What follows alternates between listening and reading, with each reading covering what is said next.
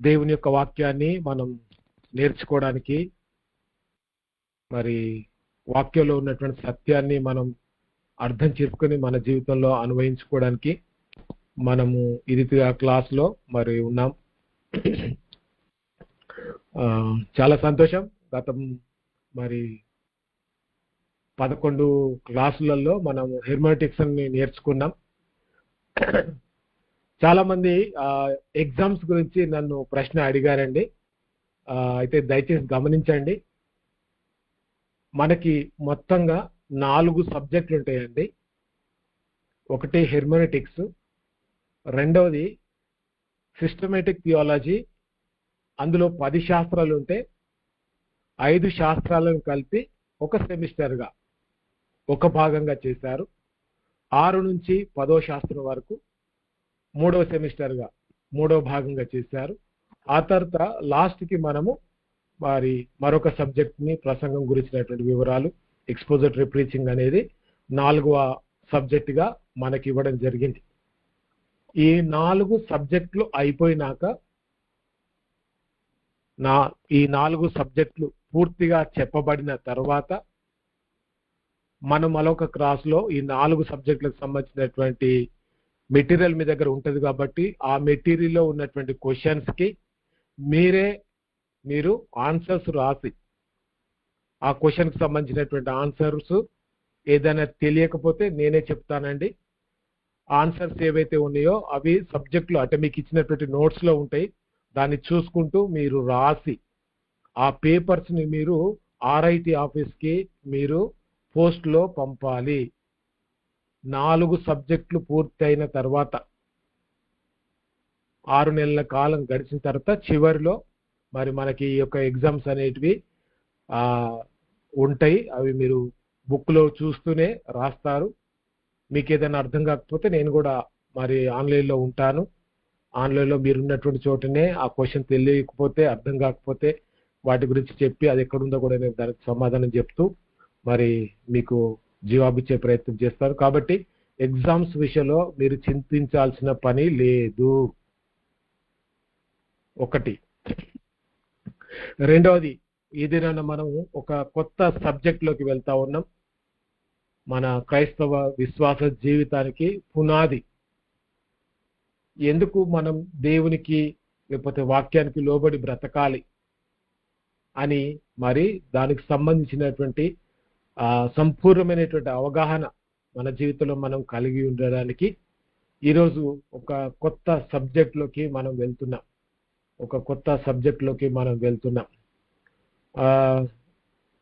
ప్రతి సబ్జెక్ట్లో మరి నేను క్లియర్గా ఎక్స్ప్లెయిన్ చేస్తా ఉన్నాను. ఇంకా మీకు ఏదైనా అంటే నోట్స్ కావాలి అని చెప్పి అనుకుంటే మీరు చెప్పేటప్పుడు ఏదైనా కొత్త విషయం మీరు విన్నా దయచేసి మీరు మీ యొక్క నోట్బుక్ మీద లేకపోతే పేపర్లో పెన్ను తీసుకొని దాన్ని మీరు రాసుకునేటువంటి ప్రయత్నం చేస్తే బాగుంటుంది.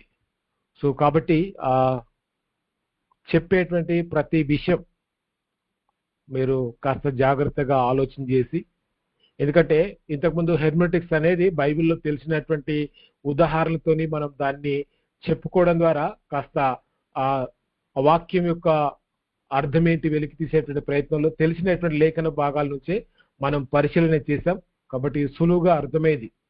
ఈ దిన మనం నేర్చుకోబోతున్నటువంటి సిద్ధాంతాలు అనేటువంటి ఒక సబ్జెక్టు కొంత మనకి గ్రీకు పదాలు లేకపోతే హెబ్రీ పదాలు వాటి యొక్క ప్రాముఖ్యతని మనం కాస్త లోతుగా అధ్యయనం చేస్తాం.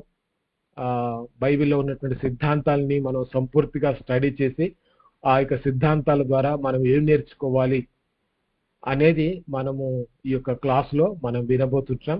కాబట్టి నేను మళ్ళీ చెప్తున్నా, మీకు ఏదైనా కొత్తగా విషయం అనిపించినప్పుడు, ఏదైనా మొదటిసారి వింటున్నట్టయితే దయచేసి మీరు ఒక నోట్బుక్లో దాన్ని నోట్ చేసుకునే ప్రయత్నం చేయండి. అది మీకు ఎప్పటికీ గుర్తుంటుంది, తర్వాత కూడా మీరు చూసుకోవడానికి చాలా సులువుగా ఉంటుంది అని చెప్పి నేను మనవి చేస్తుంటున్నాను. సో ఈ దినాన మనం ఒక ప్రత్యేకమైనటువంటి సబ్జెక్టులోకి మనం వెళ్ళిపోతుంటున్నాం. మనం వెళ్తూ దేవుని యొక్క వాక్యాన్ని పరిశీలన చేసేటువంటి పనిలో మనం ఉంటున్నాం. మనం ఉంటున్నటువంటి ఒక మరి క్లాసులో ఈరోజు మనం నేర్చుకోబోతున్నటువంటి అంశం క్రమబద్ధమైనటువంటి దైవశాస్త్రం. క్రమబద్ధమైనటువంటి దైవశాస్త్రం, సిస్టమాటిక్ థియాలజీ అని ఇంగ్లీష్లో పిలుస్తా ఉన్నారు. ఈ యొక్క పేరులోనే మనకి రెండు ప్రధానమైనటువంటి విషయాలు మనకి కనిపిస్తూ ఉంటాయి. క్రమబద్ధమైన అనే పదానికి అంటే ఒక క్రమం ఉంది అనేటువంటిది అర్థమవుతుంది. దైవశాస్త్రం అంటే దేవునికి సంబంధించినటువంటి సంపూర్ణమైనటువంటి అవగాహన మనకి కలుగుతుంది అనేది ఈ యొక్క సబ్జెక్టు టైటిల్లోనే మనము మరి తెలుసుకునేటువంటి అవకాశం ఉంది. సో ఈ దినంన మనం సిస్టమేటిక్ థియాలజీ గురించినటువంటి సబ్జెక్టులోకి మనం వెళ్తా ఉన్నాం. ఆ సబ్జెక్ట్ యొక్క వివరాలు, దానికి సంబంధించినటువంటి మరి పూర్తి అవగాహన మనం కలిగి ఉండడానికి ముఖ్యంగా ఈ సెమిస్టర్లో అంటే ఈ యొక్క 5 సిద్ధాంతాలు, మనం ఏ 5 సిద్ధాంతాలని ధ్యానం చేస్తాం, ఏ 5 సిద్ధాంతాలు దేని గురించి మాట్లాడుతున్నాయి అనేది బ్రీఫ్గా మనం చూస్తాం. ఈరోజు మనం చూడబోయేటువంటి అంశంలో క్రమబద్ధమైనటువంటి దేవశాస్త్రం అంటే సిస్టమేటిక్ థియాలజీ అంటే పరిశుద్ధ గ్రంథంలో ఆదికాండం నుంచి ప్రకటన గ్రంథం వరకు అంతటిలో అంటే బైబిల్ అంతటిలో కూడా ఒక నిర్దిష్టమైనటువంటి అంశం లేదా సిద్ధాంతాన్ని గురించి ఉన్న బోధలన్నిటినీ సేకరించి వాటిని ఒక్కచోట పేర్చి, అంటే ఉదాహరణకి పాపాన్ని గురించినటువంటి వచనాలన్నీ కూడా తీసుకొని మనం క్రమంగా ఆ రెఫరెన్స్లన్నీ కూడా ఒక చోట మరి ప్రత్యేకపరిచి ఆ యొక్క పాపం గురించినటువంటి ఆ సబ్జెక్టు చెప్పేటువంటి వచనాల్లో వాటి వచనాల ద్వారా వాటిని ప్రత్యేకపరుస్తాం. అంటే పాపం అంటే ఏంటి, పాపము చేస్తే ఎలాంటి శిక్ష ఉంటుంది, పాపము మనిషిని ఎంత మరి నరకానికి తీసుకువెళ్లే రీతిగా మరి ఉపయోగపడుతుంది, మరి పాపం యొక్క తీవ్రత, దాని యొక్క పరిమాణం, అది పాపం చేస్తే దేవుడు మనకిచ్చేటువంటి శిక్ష ఏంటి అనేది ఆ యొక్క చేసే పనులను బట్టి మనం ఎంచుకున్నటువంటి అంశం, అందులో ఆ యొక్క అంశంలో ఉన్నటువంటి వర్గీకరణలు అంటే డివిజన్స్, అది ఏంటి, అది ఎట్లా పనిచేస్తుంది, దాని గురించినటువంటి వివరాలు, వేదాంతం ఏంటి, దాంట్లో ఉన్నటువంటి మరి అసలైనటువంటి సిద్ధాంతం ఏంటి అనేది దాని గురించినటువంటి సంపూర్ణమైనటువంటి వర్గీకరణ. 10 వచనాలు ఉంటే ఆ 10 వచనాల్లో పాపం అంటే ఏంటి, పాపం యొక్క శిక్ష ఏంటి, పాపం ద్వారా కలిగేటువంటి పరిణామాలు ఏంటి అనేది వరుసగా మనము స్టెప్ బై స్టెప్ మనం చూస్తాం. కాబట్టి ఇట్లా ఈ యొక్క ఒక అంశాన్ని గురించినటువంటి మరి బోధకు సంబంధించినటువంటి వచనాలన్నీ కూడా ఒక చోట చేర్చి వాటిని మనం ప్రత్యేకపరిచి ఒక క్రమమైనటువంటి పద్ధతిలో, అంటే ఆ అంశంలో మనకు అనుకూలంగా ఉన్నటువంటి లేఖన వచనాలన్నీ కూడా ఒక చోట పేర్చి ఈ 5 వచనాలు పాపం అంటే ఏంటో తెలియజేస్తున్నాయి, ఈ 5 వచనాలు పాపం యొక్క తీవ్రతను తెలియజేస్తా ఉన్నాయి, ఈ 5 వచనాలు పాపం చేస్తే వచ్చేటువంటి శిక్ష గురించి మాట్లాడుతున్నాయి అని వరుసగా మనం వాటిని ప్రత్యేకపరిచి ఆ పద్ధతి ప్రకారంగా దేవుని యొక్క వాక్యాన్ని మనం పరిశీలన చేస్తాము. మనం ముందే చెప్పుకున్నాం, ఇది క్రమబద్ధమైనటువంటి దేవశాస్త్రం. అంటే శాస్త్రము అంటే కొన్ని నియమాలు ఖచ్చితంగా ఉంటాయి, ఆ యొక్క నియమాలను బట్టే దేవుని యొక్క వాక్యాన్ని ఎలా చదవాలో మనం గతంలో సబ్జెక్ట్లో మనం నేర్చుకున్నాం. హెర్మెనెటిక్స్లో ఆ శాస్త్రాన్ని ఆధారం చేసుకొని, ఆ శాస్త్రంలో ఉన్నటువంటి నియమాలు, ఆ పద్ధతులని ఆధారం చేసుకొని ఈ యొక్క సిస్టమేటిక్ థియాలజీ అనేటువంటిది, దైవశాస్త్రం అనే దాన్ని మనము పరిశీలన చేస్తాము. కాబట్టి దేవుని యొక్క వాక్యాన్ని మనం అధ్యయనం చేస్తున్నప్పుడు అందులో ఉన్నటువంటి బోధ, లేకపోతే అందులో మనకు అనుకూలంగా మనకు బోధించేటువంటి విషయాలు ఏవైతే ఉన్నాయో వాటన్నిటినీ మనం ఒక చోట పేర్చి వాటిని వర్గీకరించి ప్రత్యేకపరిచి వాటిని మరి ఆ వచనాలు ఏం మాట్లాడుతున్నాయో అనేది మనం పరిశీలన చేస్తాం. ఈ యొక్క సిస్టమేటిక్ థియాలజీ అనేది మీరు గమనిస్తే, థియాలజీ అనేటువంటి పదం 2 గ్రీకు పదాలైనటువంటి మరి వాటి నుంచి వచ్చింది. ఒకటి థియోస్ అంటే దేవుడు, లోగోస్ అంటే అధ్యయనం లేదా వాక్యము అనే మాట నుంచి ఈ యొక్క థియాలజీ అనేటువంటి పదం వచ్చింది. థియాలజీలో దేవుడు ఉన్నాడు, దాని గురించినటువంటి అధ్యయనం, పూర్తి పరిశీలన, లేకపోతే దేవుని యొక్క మాట వివరణ అంతా కూడా ఈ యొక్క థియాలజీలో ఉంటుంది. దానికి సంబంధించినటువంటి సంపూర్ణమైనటువంటి పరిశీలన మనం చేస్తాము. కాబట్టి దీన్ని థియాలజీ అని చెప్పి పిలవడం జరిగింది. సాధారణంగా దైవశాస్త్రం అనేది కేవలం నమ్మకం మాత్రమే కాకుండా మత విశ్వాసాలను తార్కికంగా అంటే తరచి చూసి అవునా కాదా అనేది పరిశీలన చేసి క్రమబద్ధంగా అర్థం చేసుకోవడానికి ఉపయోగపడే అధ్యయన విధానము. దేవుడు ఉన్నాడని మనం నమ్మడమే కాదండి, ఒట్టిగా మనం నమ్మడమే కాదు, అది తార్కికంగా అంటే క్రమమైనటువంటి పద్ధతిలో మనము అవును దేవుడు ఉన్నాడని నిరూపించే రీతిగా క్రమమైనటువంటి పద్ధతిలో మనము మరి తెలుసుకోవడానికి దాని గురించి మాట్లాడడానికి చేసేటువంటి ప్రయత్నమే సిస్టమేటిక్ థియాలజీ, క్రమబద్ధమైనటువంటి దేవశాస్త్రము అని అంటారు. ఈ విధానంలోనే మనము ఈ యొక్క 10 మరి సిద్ధాంతాల్ని మనము మరి పరిశీలన చేస్తాము. 10 సిద్ధాంతాల్ని మనం పరిశీలన చేస్తాం. ఎందుకు ఈ క్రమమైనటువంటి ఆ దైవ శాస్త్రాన్ని మనం చదవాలి, ఎందుకు ఈ యొక్క క్రమబద్ధమైనటువంటి దేవశాస్త్రాన్ని మనము చదివి అర్థం చేసుకోవాలంటే, ఒకటి దేవుని స్వభావాన్ని సరిగ్గా అర్థం చేసుకోవడానికి. అంటే మన ఆలోచనలు ఇతరుల అభిప్రాయాలు లేదా ఊహలపై ఆధారపడకుండా గమనించాలమ్మా. మన ఆలోచనలు కొన్నిసార్లు దేవుని యొక్క స్వభావానికి వ్యతిరేకంగా ఉండొచ్చు. మన అభిప్రాయాలు కూడా దేవుని యొక్క స్వభావానికి వ్యతిరేకంగా ఉండొచ్చు. దేవుని నిజమైనటువంటి స్వభావం, గుణాలు మరియు ఉద్దేశాల్ని క్రమబద్ధంగా తెలుసుకోవడానికి దైవశాస్త్రం సహాయపడుతుంది. రికార్డ్ చేస్తున్నారా లేదా? అమ్మ చేస్తున్నామా. దేవుని యొక్క మరి స్వభావం, ఆయన యొక్క గుణం, ఆయన యొక్క మరి లక్షణాలు, లేకపోతే ఆయన యొక్క ఆలోచన విధానం, ఆయన యొక్క ఉద్దేశం ఒక క్రమమైనటువంటి పద్ధతిలో సిస్టమేటిక్ గా మనం పరిశీలన చేస్తూ తెలుసుకోవడానికి ఈ యొక్క దైవ శాస్త్రము మనకు ఎంతగానో సహాయం చేస్తుంది. అంటే దేవుని గురించినటువంటి సంపూర్ణమైనటువంటి అవగాహన, ఆయన యొక్క ఆలోచన విధానం, ఆయన యొక్క స్వభావం, ఆయన యొక్క వ్యక్తిత్వం, ఆయన ఆలోచన ఏంటి అనేది కూడా మనం తెలుసుకోవడానికి ఈ యొక్క మరి క్రమబద్ధమైనటువంటి దేవశాస్త్రం మనకు ఉపయోగపడుతుంది. విశ్వాసంలో స్థిరపడడానికి, తప్పుడు బోధనలు నివారించడానికి. ఒకటి మీరు గమనించాలి, సమాజంలో అనేక రకాల తప్పుడు బోధనలు ఉన్నాయండి. కొంతమంది శనివారమే దేవుని ఆరాధన చేయాలంటే, కొంతమంది కేవలం యేసు నామములోనే బాప్తిసం పొందాలి అంటారు. మరికొంతమంది ఏమంటారంటే చెలికరంపు బాప్తిసం ఇవ్వచ్చు అని అంటారు. కొంతమంది రక్షణ లేని వారికి కూడా ప్రభు బల్ల ఇవ్వచ్చు అనే మాటలు మాట్లాడేటువంటి సంఘాలు, అలాంటి బోధ చేసేటువంటి బోధకులు ఉన్నటువంటి కాలంలో మనం ఉన్నాం. కాబట్టి ఈ గందరగోళాలన్నీ కూడా ఈ కాలంలో వ్యాపిస్తూ ఉంటాయి. అయితే మనం ఏం చేస్తామంటే దైవ శాస్త్రాన్ని సరిగ్గా అధ్యయనం చేయడం వల్ల విశ్వాసంలో మనం స్థిరపడతాము, తప్పుడు బోధల్లో మనం నివారిస్తాము. అవును, ఇది తప్పుడు బోధ, దేవుని గురించి మీరు మాట్లాడినటువంటి విధానం తప్పు, దేవుడు అంటే ఏంటో బైబిల్లో ఇంత స్పష్టంగా ఉంది అని ఈ క్రమబద్ధమైనటువంటి దేవశాస్త్రం ద్వారా మనం తెలుసుకునే అవకాశం ఉంది. మూడవది, సత్యమైనటువంటి బోధ ఏది, తప్పుడు అభిప్రాయం ఏది అనేది వివేచించవచ్చు. ఒక సత్యాన్ని మనం తెలుసుకుంటే అసత్యం ఏంటో సులువుగా మనం గుర్తించవచ్చు.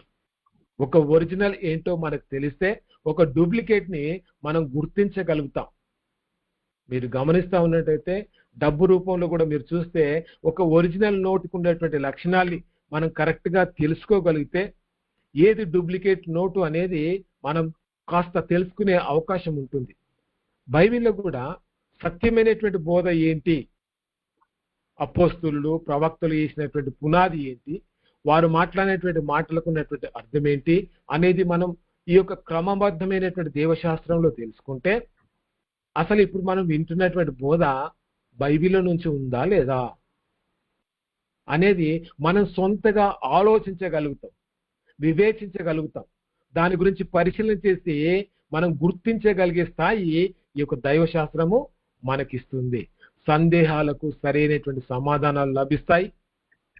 మతపరమైనటువంటి విశ్వాసంలో పరిపక్వత సాధించవచ్చు. మేడం లేదా శ్రావణ్ కుమార్ గారు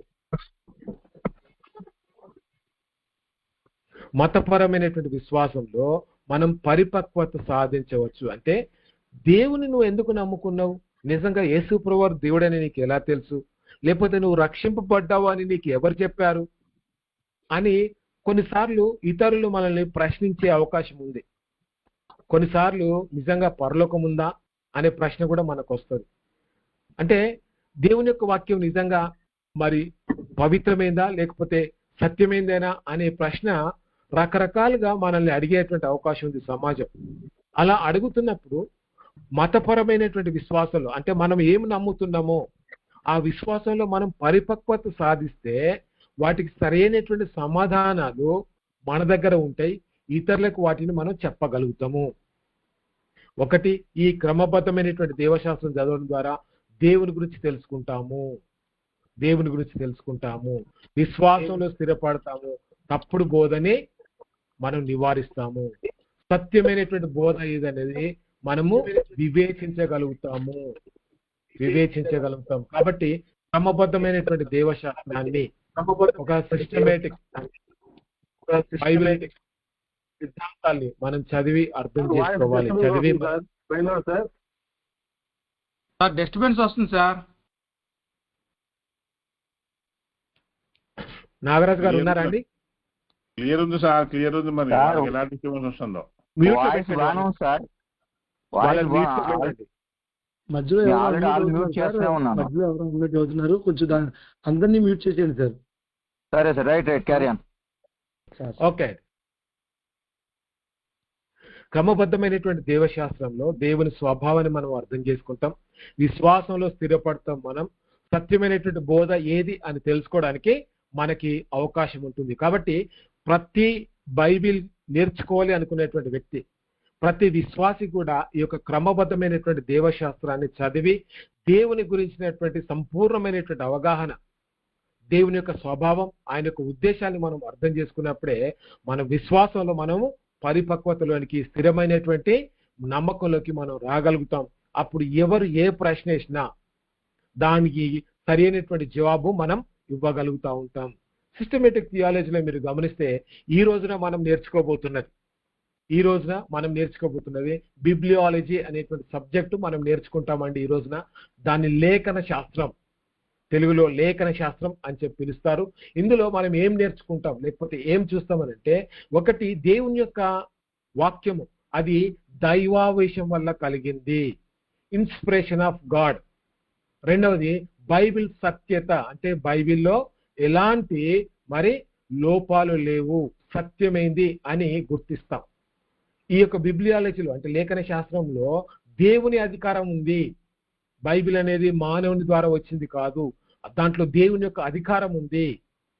రెండవది, మరి కానన్ అంటే దేవుని యొక్క వాక్యాన్ని ఏం చేశారంటే దాన్ని వారు సరి అయిన రీతిగా కొలిచి దాన్ని ఏం చేశారంటే ఈ యొక్క లేఖన భాగానికి సరి అయినటువంటి మరి చట్టబద్ధత ఉంది. ఈ యొక్క మరి క్యానానిసిటీ అనేది అక్కడ ఆ కాలంలో అంటే కొన్ని కాలాలలో ఈ యొక్క క్యానన్ అనేది జరిగిందండి. దాన్ని కూడా మనం పరిశీలన చేస్తాం. అంటే ఈ వాక్యము బైబిల్లో ఉండాలి, ఈ పుస్తకము బైబిల్లో ఉండాలి, ఈ పుస్తకము బైబిల్లో ఉండకూడదు అని వారు ఏం చేశారంటే క్యానన్ చేశారు. దాన్ని పరిశీలన చేసి దాని యొక్క మరి ఆధారాలు, చారిత్రక ఆధారాలు, దేవుని గురించినటువంటి సత్యాలు ఈ పుస్తకంలో ఉన్నాయా లేవా అనేది వారు పరిశీలన చేసి దాని ప్రామాణికతను, దాని యొక్క విశ్వాసతను వారు మరి కొలిచి, అవును ఇది దేవుని ప్రేరేపణ చేత ఉన్నది అని బైబిల్లో ఉన్నటువంటి పుస్తకాలని వారు గుర్తించి బైబిల్లో పొందుపరచడం జరిగింది. దాన్నే క్యాననిసిటీ అని చెప్పి పిలుస్తారు. ఆ తర్వాత మీరు గమనించాల్సిన విషయం ఏంటంటే, మనము ముందే చెప్పుకున్నాం, మొదటి 5 సిద్ధాంతాలు ఒక సెమిస్టర్ ఒక భాగంగా మనం చూస్తున్నాం. మనకి హెర్మెటిక్స్ అయిపోయింది ఒక భాగం, మనం రెండవ భాగంలో ఉన్నాం. రెండవ భాగంలో 5 సిద్ధాంతాలు ఉంటాయి.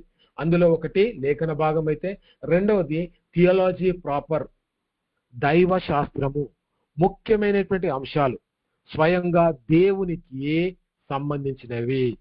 అంటే దేవుడు అంటే మీరు గమనించాలి, తనకు తానుగా ఉన్నటువంటి వాడు.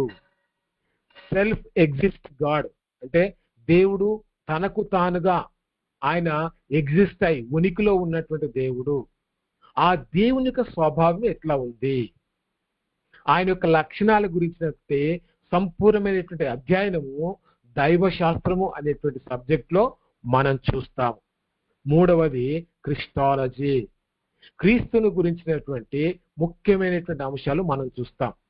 క్రీస్తు దైవత్వము, ఆయన మరి యేసు ప్రభువులో ఉన్నటువంటి దేవుని యొక్క లక్షణాలు, ఆయన యొక్క మానవత్వం, యేసు ప్రభువు ఎట్లా దేవుడు, యేసు ప్రభువు ఎట్లా మానవుడు, అదే సమయంలో ఆయన కన్యకు జన్మ, శిలువ మరణం, ఆయన పునరుద్ధానం మరియు నిత్య పరిచర్య. అంటే ఆయన ఎట్లా దేవుడు, ఎట్లా మానవుడు, ఆయన జన్మించినటువంటి విధానం యొక్క ప్రత్యేకత ఏంటి, ఎందుకు శిలువ మరణం చెందాడు, శిలువ మరణం మనకేం చేసింది, ఆయన పునరుద్ధానం ఎలా జరిగింది, దాని ద్వారా మనకు కలిగినటువంటి ప్రయోజనం ఏంటి, నిత్య జీవం ప్రస్తుతం ఇప్పుడు యేసుక్రీస్తు ప్రభువారు ఎక్కడ ఉన్నాడు, ఏం పని చేస్తున్నాడు, ఏ స్థితిలో ఉన్నాడు అనేది కూడా మనం క్రిస్టాలజీ అనేటువంటి సబ్జెక్ట్ లో మనం చూస్తాం. నాలుగోది మీరు చూస్తా ఉన్నట్లయితే న్యూమటాలజీ. అంటే దీంట్లో ముఖ్యమైనటువంటి అంశాలు పరిశుద్ధాత్మ శాస్త్రంలో పరిశుద్ధాత్మ దేవుని యొక్క వ్యక్తిత్వం. చాలా మంది ఏమంటుంటే పరిశుద్ధాత్మ గురించి మాట్లాడుతున్నప్పుడు అది ఇది అని చెప్పి మాట్లాడతారు, ఒక శక్తితో, ఒక వస్తువుతో, ఒక స్త్రీలింగంగా మాట్లాడే ప్రయత్నం చేస్తారు. కానీ ఈ పరిశుద్ధాత్మ శాస్త్రం చదివితే పరిశుద్ధాత్ముడు ఆయన దేవుడు, ఆయనకు ఒక వ్యక్తిత్వం ఉంది అనేది మనం తెలుసుకునే అవకాశం ఉంది. మీరు గమనించాలి, ఆయన వ్యక్తి అనేది మనం చూస్తాం. విశ్వాసంలో ఆయన నివాసం ఉంటాడు. రక్షింపబడుతున్నటువంటి ప్రతి వ్యక్తి దేవుని పరిశుద్ధాత్మ చేత నింపబడి, అనగా దేవుని యొక్క ఆత్మ చేత ప్రేరేపించబడి ఆయన క్రీస్తులోనికి సంఘంలోకి చేర్చబడతాడు అనేది మనం నేర్చుకుంటాం. ఆత్మీయ వరాలు, ఎందుకు ఆత్మీయ వరాలు ఉన్నాయి, వాటిని ఎలా వాడాలి, వాటి వల్ల కలిగేటువంటి ప్రయోజనాలు ఏంటి అనేది కూడా మనం పరిశీలన చేస్తాం. అంతేకాదు ఆయన ఇచ్చేటువంటి పవిత్రత, ఎట్లా ఆయన మనల్ని రక్షణలోకి నడిపిస్తాడు, ఆ రక్షణ మనం ఎట్లా కాపాడుకుంటాం, ఎప్పుడు మనం పూర్తిగా రక్షింపబడి మరి సంపూర్తిగా పవిత్రపరచబడతాం అనేది మనము ఈ యొక్క న్యూమటాలజీ లేదా పరిశుద్ధాత్మ శాస్త్రంలో మనం వింటాం. ఐదవది ఆంథ్రోపాలిజం, మానవ శాస్త్రం. దీంట్లో ముఖ్యమైనటువంటి విషయాలు దేవుని పోలికలో మానవుని యొక్క సృష్టి, అంటే మానవుడు దేవుడు వారికి ఉన్నటువంటి పోలికలు ఏంటి, మానవుని యొక్క ఆత్మ శరీర నిర్మాణం మరియు పాపం వల్ల కలిగినటువంటి పతనం. మానవుడు ఎన్ని భాగాలుగా ఉన్నాడు, ప్రాణము, ఆత్మ, శరీరం. ఆ ఆత్మ శరీరం యొక్క నిర్మాణం ఎట్లా ఉంది, లేదా పాపం వల్ల కలిగినటువంటి పతనం ఏంటి, మానవుడు దేవుని యొక్క సన్నిధి నుంచి ఎందుకు వేరు చేయబడ్డాడు, ఎందుకు యేసుక్రీస్తు ప్రభువారు ఆయన పాపం లేని వాడుగా భూమి మీద జన్మించాల్సిన అవసరత ఎందుకు వచ్చింది, ఆయన ఎందుకోసం శిలువ మరణం చెందాల్సిన అవసరత కలిగింది. పాపం వల్ల మానవుని జీవితంలో పొందలేకపోయినటువంటి వాటిని గురించినటువంటి సంపూర్ణమైనటువంటి అధ్యయనము ఈ యొక్క ఆంథ్రోపాలజీ అనేటువంటి మరి మానవ శాస్త్రంలో మనం పరిశీలన చేస్తాం. ఈ 5 సబ్జెక్టులు మనకు ఒక సెమిస్టర్, మనకి 2వ భాగము, 4 భాగాలలో 2వ భాగాన్ని మనము ఈ రోజున ప్రారంభిస్తున్నాము. సిస్టమేటిక్ థియాలజీలో ఈ రోజు మనం నేర్చుకోబోతున్నటువంటి అంశం బిబ్లియాలజీ లేదా లేఖన శాస్త్రము. రైట్ అండి, ఈరోజు బిబ్లియాలజీ లేదా లేఖన శాస్త్రము అనే దాని గురించి మనం తెలుసుకుంటున్నాం. దైవ ప్రేరేపణ మరియు ప్రకటన, దైవ ప్రేరేపణ మరియు ప్రకటన. ఇక్కడ చూస్తున్నట్లయితే ఈ రోజు మనం నేర్చుకోబోతున్నటువంటి బిబ్లియాలజీ అనేటువంటి దాంట్లో మనకి లర్నింగ్ ఆబ్జెక్ట్స్ ఉన్నాయండి. ఏం నేర్చుకోబోతున్నాం ఈ రోజున అంటే, ఒకటి నిర్వహించగలరు. ఏంటి? ప్రకటన మరియు దైవ ప్రేరణ. రెవల్యూషన్ కి ఇన్స్పిరేషన్ కి మధ్య ఉన్నటువంటి తేడా ఏంటి? ఈ దైవ శాస్త్రంలో ఇన్స్పిరేషన్ అంటే వాడినటువంటి అర్థం, ఆ పదం యొక్క ఉద్దేశం ఏంటి? రెవల్యూషన్ అనే పదం వెనుక ఉన్నటువంటి అసలైనటువంటి అర్థం ఏంటి? ఈ రెండు పదాలకి మధ్య ఉన్నటువంటి స్పష్టమైనటువంటి వ్యత్యాసాన్ని మనము ఈ రోజు తెలుసుకునే ప్రయత్నం మనం చేస్తాం. రెండవది నివేదించగలరు. అంటే దేవుడు తనను తాను కొన్ని ప్రత్యక్షతల ద్వారా, ముఖ్యంగా జనరల్ రెవల్యూషన్ అంటే సామాన్య ప్రత్యక్షత, రెండవది స్పెషల్ రెవల్యూషన్ అంటే ప్రత్యేక ప్రత్యక్షత. ఈ యొక్క ప్రత్యక్షల యొక్క పరిధులు ఏంటి, వాటి యొక్క ప్రాముఖ్యతని బైబిల్ ఆధారాలతో మనము వివరించగలిగే స్థాయి మనకు వస్తుంది. అంటే దేవుడు తను ఎట్లా ప్రత్యక్షపరుచుకున్నాడు అని మనము వివరించగలము, నివేదించగలము. ఈ యొక్క సబ్జెక్ట్ లో ఈ రోజున మనం నేర్చుకోబోతున్నటువంటి విషయం. మూడోది సమర్థించగలరు. బైబిల్ గ్రంథము కేవలం మనుషుల ఆలోచన వల్ల పుట్టింది కాదు, ఇది దైవ ప్రేరేపితమైనది. గాడ్ బ్రీత్డ్ అనే సత్యాన్ని లేఖన మరి ఆధారాల ద్వారా గమనించాలి, మరి రుజువుల ద్వారా మనము నేర్చుకునేటువంటి అవకాశం ఉంది. ఒకటి, దేవుడు మనకిచ్చినటువంటి లేఖన భాగము మనుషుల ఆలోచన నుంచి పుట్టింది కాదు, అది దైవ ప్రేరేపితము. ఎందుకు దైవ ప్రేరేపితము అని చెప్పి పిలిచారు? సత్యాన్ని లేఖన భాగాల ద్వారా లేదా రుజువుల ద్వారా, లేఖనాల్లో ఉన్నటువంటి బైబిల్ రెఫరెన్స్ల ద్వారా మనం ఎట్లా రుజువు చేయగలుగుతాం? ఇందులో మానవుని యొక్క మరి పొరపాట్లు, లేకపోతే దేవుడు ప్రేరేపణ ఇవ్వలేదు అని చెప్పడానికి వెళ్ళలేకుండా, దేవుడే ప్రేరేపించి తన ఆలోచనని రచయితకు అందించాడని చెప్పి మనం సమర్థించి లేఖనం యొక్క మరి ప్రత్యేకతని మనము రుజువు చేయగలము. నాలుగవది ఖండించగలరు. దైవ ప్రేరేపణ గురించిన లోక సంబంధమైన తప్పుడు సిద్ధాంతాన్ని ఈ యొక్క లేఖన ఆధారాలతో మనం ఖండించగలము. ఏంటి అంటే, కొంతమంది ఏమంటారు, కేవలం యాంత్రికమైందండి, బైబిల్ రచయితలు అందరూ కూడా ఏదో వాళ్ళకు తోసింది వాళ్ళు రాశారు, వాళ్ళకి సహజ జ్ఞానం ఉంది. కొంతమంది టాలెంటెడ్ పర్సన్స్ ఉంటారు కదా, అట్లనే బైబిల్ రచయితలు కూడా కొంత సహజమైనటువంటి జ్ఞానం ఉంది, అందుకే వాళ్ళు ఇవన్నీ ఏదో రాసుకుంటూ వచ్చారు అంటే అలా కాదు. ఇది దైవ ప్రేరేపితం. దేవుడే వారిని ప్రేరేపించి రాయించినటువంటి లేఖన భాగం అని మనం ఆధారాలతో మనం చూపించగలము. లోక సంబంధమైన జ్ఞానం కాదు అని మనము ఖండించగలము. ఆ స్థాయిలోకి ఈరోజు మనం వస్తాం. ఇది మన లర్నింగ్ ఆబ్జెక్ట్. లేఖన శాస్త్రంలో నిర్వచించగలరు, నివేదించగలరు, సమర్థించగలరు, ఖండించగలరు. వీటిని గురించి మనము ఈ దినమున చూస్తాం.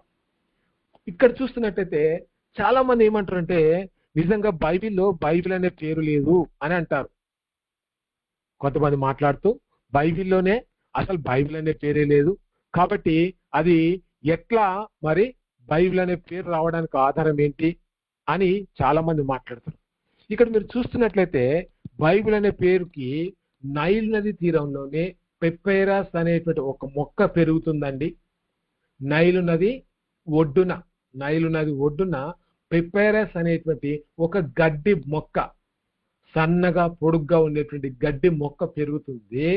దాని యొక్క బెరడుని, ఆ మొక్క యొక్క బెరడుని ఒలిచి అడ్డుగా ఆ తర్వాత నిలువుగా పేర్చి వాటిని ఎండబెట్టి ఏం చేసేవారంటే వాటిని నీళ్ళలో కూడా నానబెట్టి ఒక మరి చతురస్రాకారంగా ఒక పేపర్ సైజులో వాటిని కట్ చేసుకొని వాటిపైన దేవుని యొక్క వాక్యాన్ని రాసేటువంటి వారు.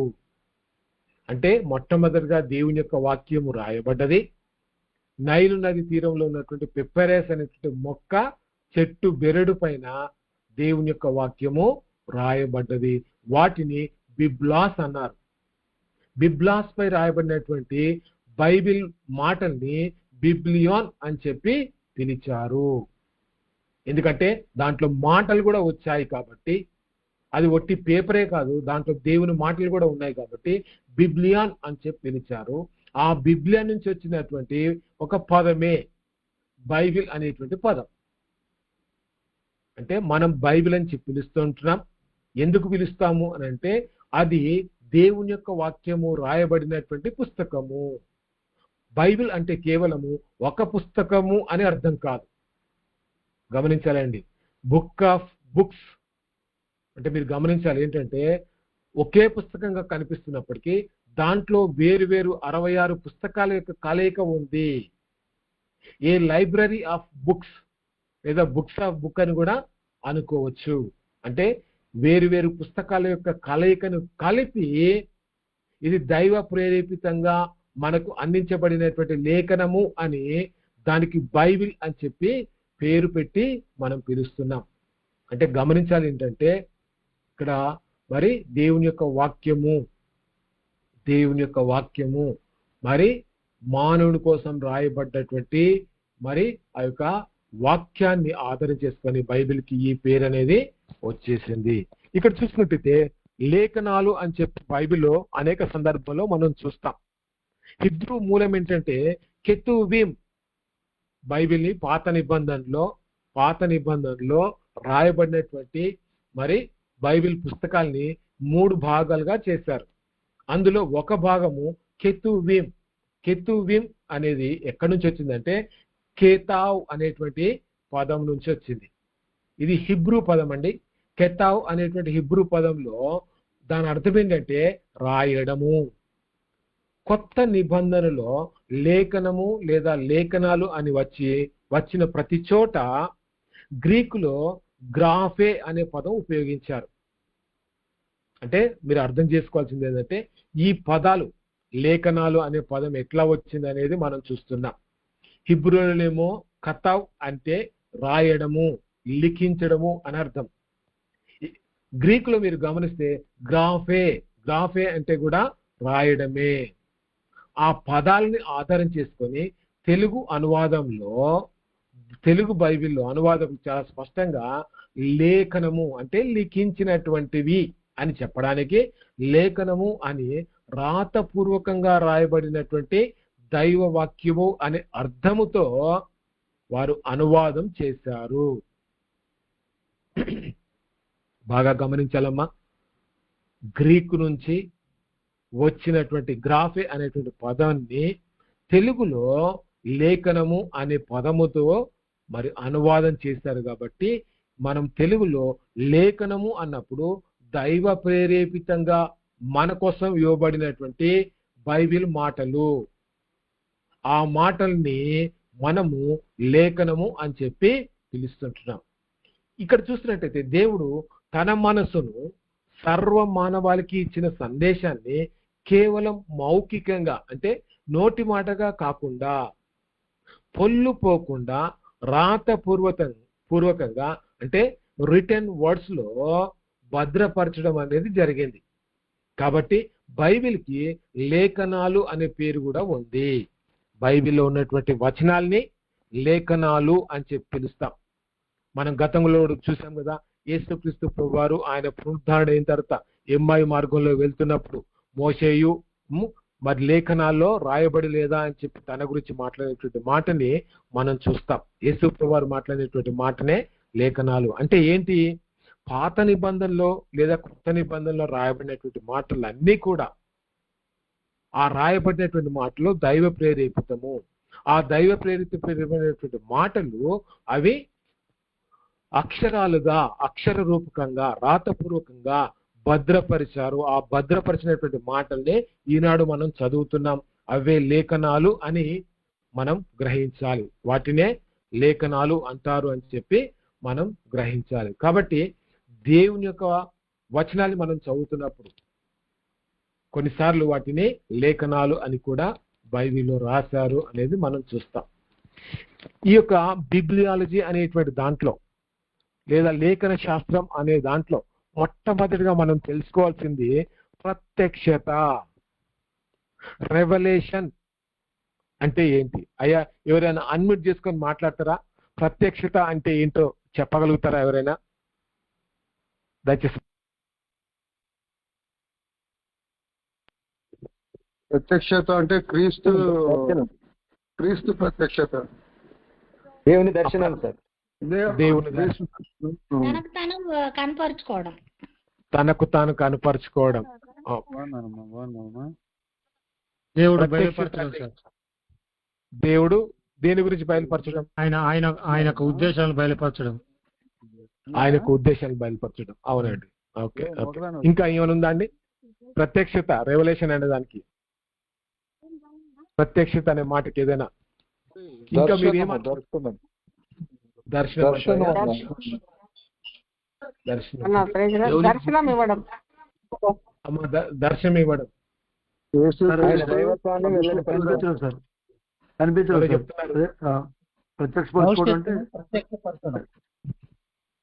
జరగబోయే వాటిని తెలియజేయడం.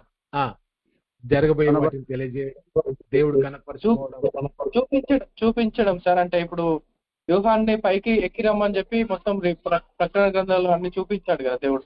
తెరిచి చూపించుట. దేవుడు కనిపించలేదు కదా సార్, తను కనపరుచుకోవడం సార్, అదే ఎక్స్పోజ్ చేసుకోవడం సార్. ఓకే, ఎక్స్పోజ్ చేసుకోవడం. Very good, very good. చాలా బాగా మాట్లాడారు. అంటే మీకు ఈ సబ్జెక్ట్ గురించి కొంత అవగాహన ఉంది అనే సంగతి నాకు అర్థమవుతుంది. సో కాబట్టి మనం తొందరగా ముందుకెళ్దామండి. రైట్ అండి. చూస్తున్నట్టు ప్రత్యక్షమయ్యాడు, దర్శనమయ్యాడు అని కూడా అనుకున్నాను. అవునండి. ఓకే. బైబిల్లో ప్రత్యక్షత అంటే అనంతుడైనటువంటి దేవుడు తనను తాను, బాగా అర్థం చేసుకోవాలండి, దేవుడు తనను తాను, తన స్వభావాన్ని మరియు మానవాళి పట్ల తన చిత్తాన్ని లేదా ఆయన ప్రణాళికను పరిమిత జ్ఞానం కలిగినటువంటి నరులకి తెలియజేయడం లేదా బహిర్గతం చేయడమే ప్రత్యక్షత. అంటే ఏం అర్థం చేసుకుంటున్నాం? దేవుడు తన స్వభావాన్ని, మనం చెప్పుకున్నాం కదా, దేవుడు అంటే ఆయన గుణ లక్షణాలు. బైబిలు దేవుని గుణ లక్షణాల గురించి మాట్లాడుతుంది, ఆయన ఆకారాన్ని గురించి మాట్లాడుతుంది. గమనించాలి. ఇక్కడ మీరు గమనిస్తే ఏంటి, దేవుని యొక్క స్వభావం ఏంటో మనకు అర్థమైతే దేవుడు అంటే ఏంటో మనం తెలుసుకునే అవకాశం ఉంది.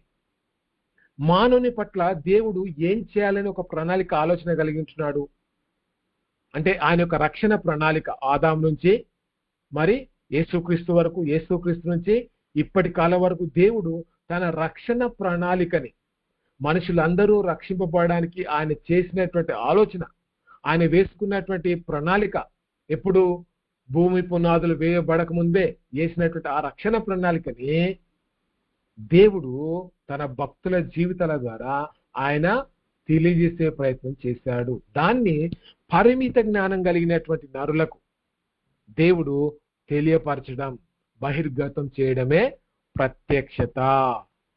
గమనించాలి, దేవుడు తన యొక్క ప్రత్యక్షతని ఇస్తూ దేవుడు తనను తాను కనపరుచుకోవడం, తన ఆలోచనని పంచుకోవడం అనేది జరిగింది.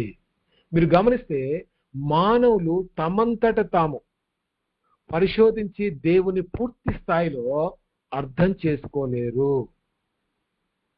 అంత మనకి జ్ఞానం సరిపోదండి.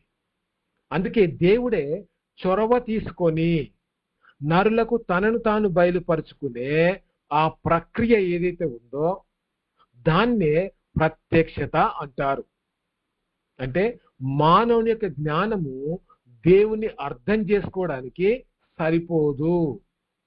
మనం సొంతగా ఎంత పరిశోధన చేసినా, దేవుని గురించి తెలుసుకోవాలని ఆలోచనతో మనం రకరకాల ప్రయత్నాలు చేసినప్పటికీ దేవుని సహాయం లేకపోతే దేవుడు అంటే ఏంటో పూర్తిగా మనకి అర్థం కాదు. ఎందుకు అనంటే మనము సృష్టి, దేవుడు సృష్టికర్త.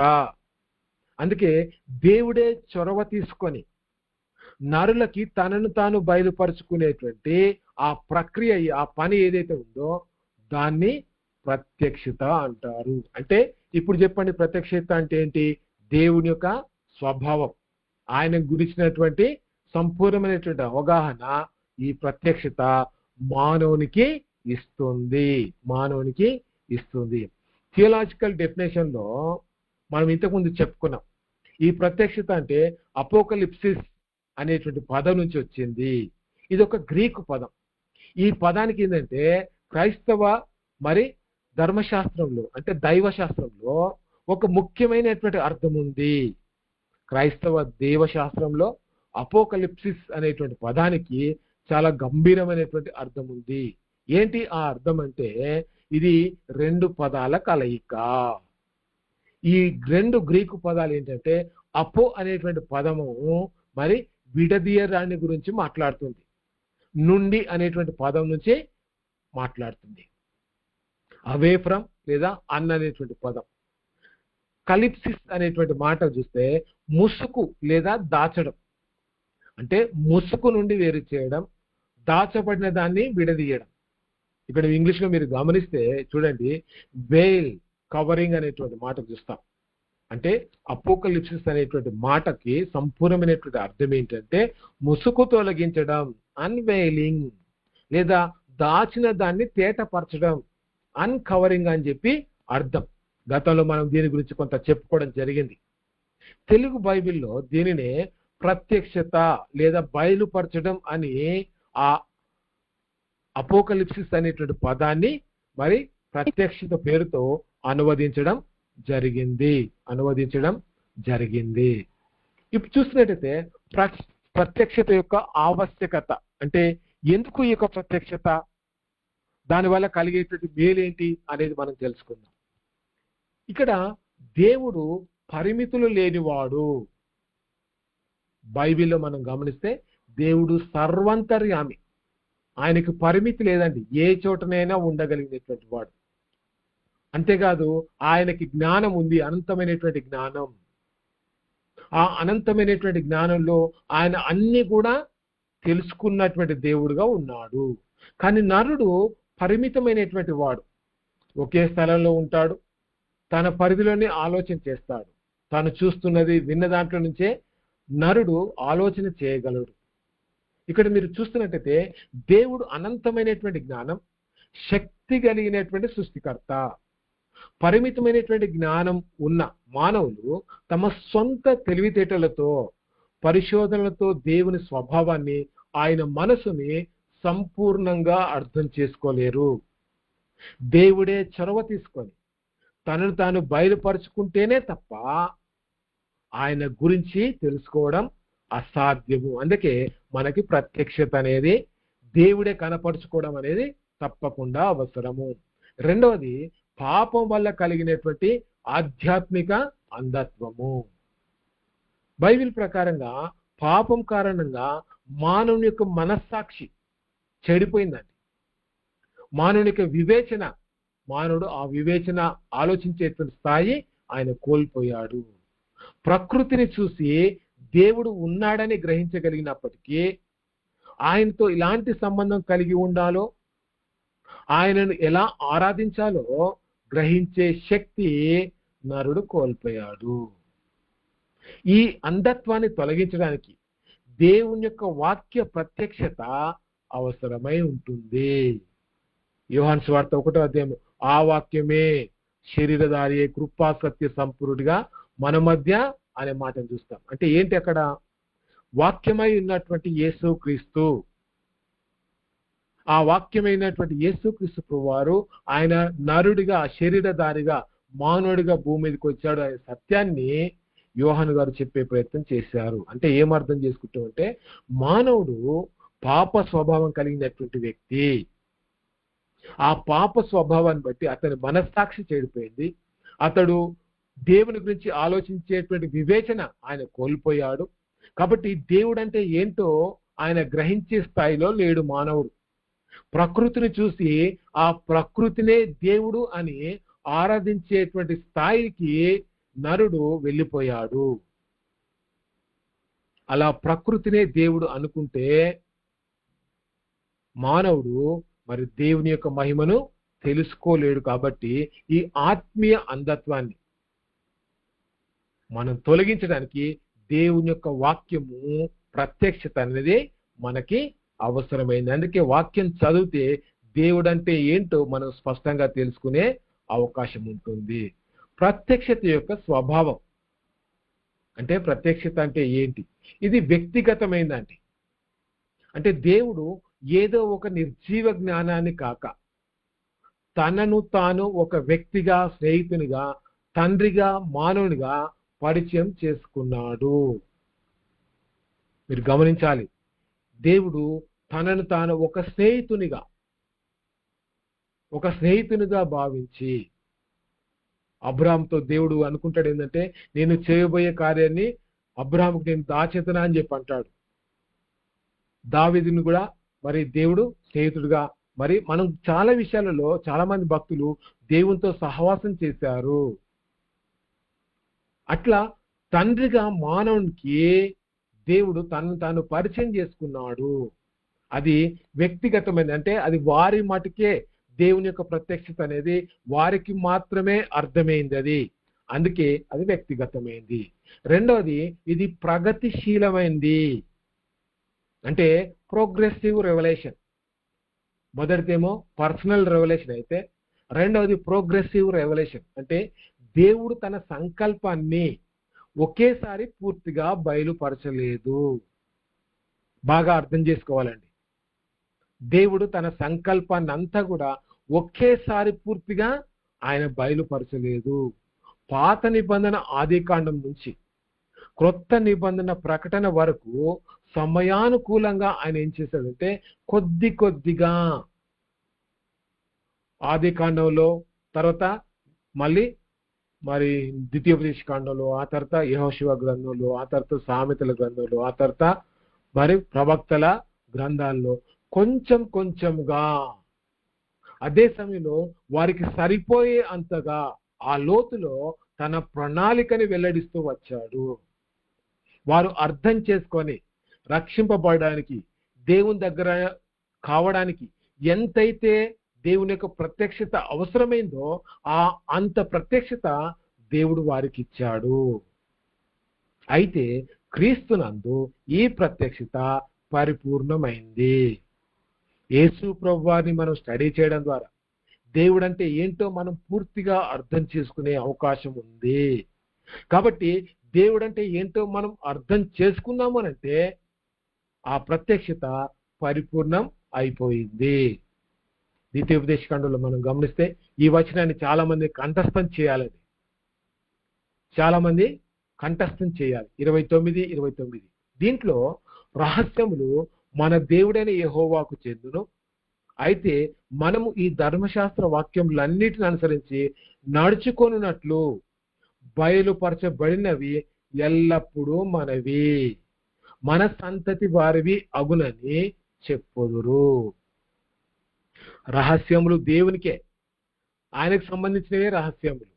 అయితే ధర్మశాస్త్ర వాక్యం ప్రకారంగా ఎవరైతే నడుచుకుంటున్నారో వాళ్ళకి బయలుపరచబడ్డాయి.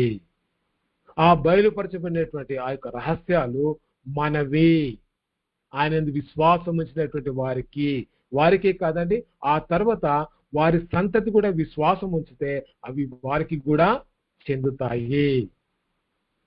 అర్థం చేసుకోవాల్సిన విషయం ఏంటంటే దేవుని గురించినటువంటి సంపూర్ణమైనటువంటి అవగాహన, దేవుడు అంటే ఏంటో మనం అర్థం చేసుకోవడానికి దేవుని యొక్క రహస్యాలు కొద్ది కొద్దిగా దేవుడు తన యొక్క వాక్య రూపంలో, ప్రత్యక్షత రూపంలో, లేదా దర్శనాలు, కళలు, లేకపోతే ఆయన నేరుగా మాట్లాడడం ద్వారా కొంచెం కొంచెంగా తన గురించినటువంటి సత్యాన్ని, తనకు సంబంధించినటువంటి రహస్యాల్ని ఆయన బయలుపరుస్తూ వచ్చాడు.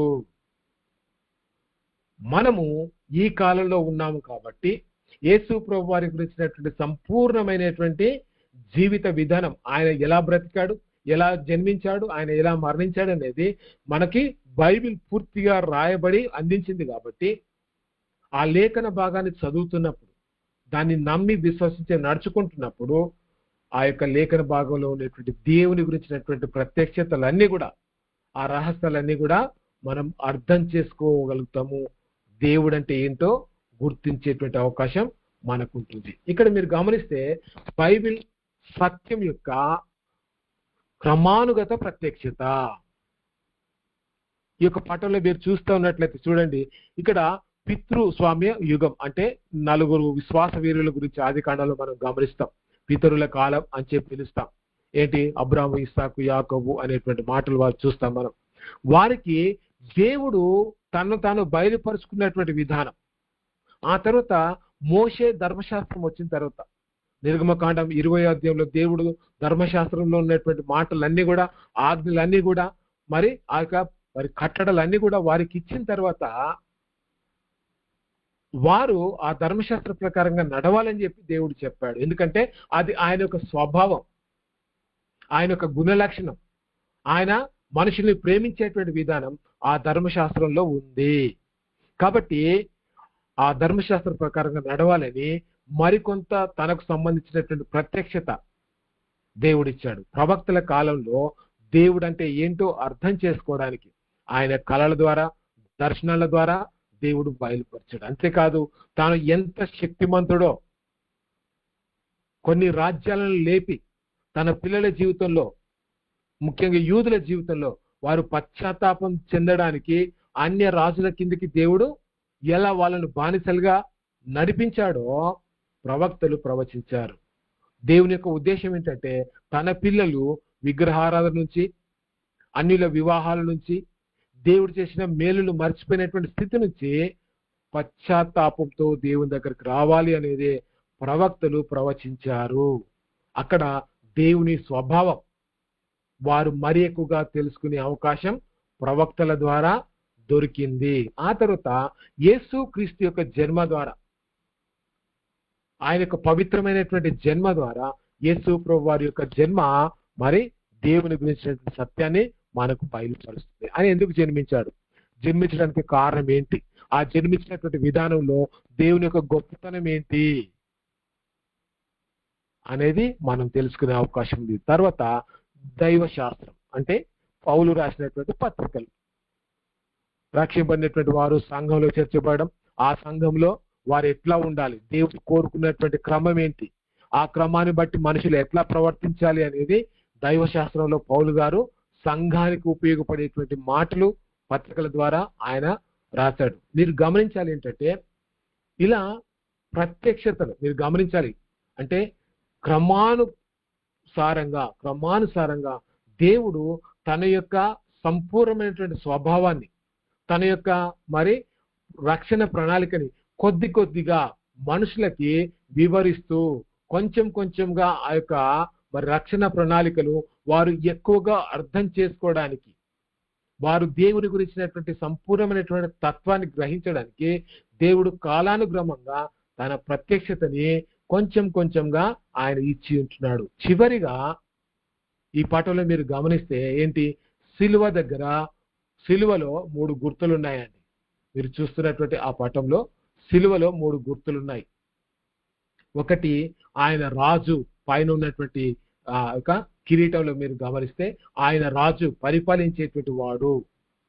రెండవది ఆయన యాజకుడు, ధూపము చూస్తుంటాం కదా, ఆయన యాజకుడు అంటే దేవునికి నరులకి మధ్య ఆయన ఒక ప్రధాన యాజకుడుగా ఉండి ప్రజలు దేవుని గురించి తెలుసుకోవడానికి, ఆయన మాటని వినేటట్లుగా చేయడానికి పనిచేసేటువంటి నమ్మకమైనటువంటి ప్రధాన యాజకుడుగా ఉన్నాడు. మూడవది ఆయన మరి ప్రవక్త. ఏంటి అంటే దేవుని గురించినటువంటి తత్వం, దేవుని యొక్క మాట ప్రజలకి అందించడానికి ఒక నమ్మకమైనటువంటి ప్రవక్తగా యేసుక్రీస్తు ప్రభువారు ఈ భూమి మీదకి వచ్చాడు అని ఆయన 3 పరిచర్యల్ని, రాజు, ఆయన మరి ప్రధాన యాజకుడు, అదే సమయంలో ఆయన ప్రవక్త అనేటువంటి ఆయన 3 పరిచర్యల్ని మనము ఈ యొక్క ప్రత్యక్షతల ద్వారా దేవుని యొక్క ధర్మశాస్త్రము లేకపోతే ప్రవక్తల మాటల్ని చదవడం ద్వారా దేవుని గురించి మనం సంపూర్తిగా అర్థం చేసుకునే అవకాశం ఉంది. క్రమక్రమంగా దేవుడు తన సత్యాన్ని బయలుపరచడం అనేది మనం చూస్తుంటున్నాం. ఇక్కడ చూసినట్టయితే మరి in Christ all the fulfilness of deity and dwells అంటే దేవుని గురించినటువంటి సంపూర్ణమైనటువంటి దైవత్వము, క్రీస్తునందు అది సర్వ పరిపూర్ణతలోనికి మరి తీసుకొని వచ్చింది. దేవుడు అంటే ఏంటో మనం అర్థం చేసుకోవడానికి, దేవుని యొక్క మరి పరిపూర్ణతని మనం గ్రహించడానికి యేసు క్రీస్తు ఆయన శరీరధారిగా వచ్చి దేవుని యొక్క తత్వాన్ని మనకు చూపించాడు అనేది మనం ఈ యొక్క మరి క్రమబద్ధమైనటువంటి దైవశాస్త్రంలో ముఖ్యంగా మరి ప్రోగ్రెసివ్ రెవల్యూషన్ ద్వారా మనం తెలుసుకునే అవకాశం ఉంది అనేది మనం గ్రహించాలి. ఇక్కడ చూస్తున్నట్లయితే సాధారణ ప్రత్యక్షత అంటే దేవుడు అంటే ఏంటో మనం తెలుసుకోవడానికి దేవుడు ప్రత్యక్షతలు 2 రకాల ప్రత్యక్షతలు ఇచ్చాడండి. బాగా గుర్తుంచుకోవాలండి, 2 రకాల ప్రత్యక్షతలు దేవుడు ఇచ్చాడు. అందులో ఒకటి సాధారణ ప్రత్యక్షత అయితే రెండోది ప్రత్యేకమైనటువంటి ప్రత్యక్షత.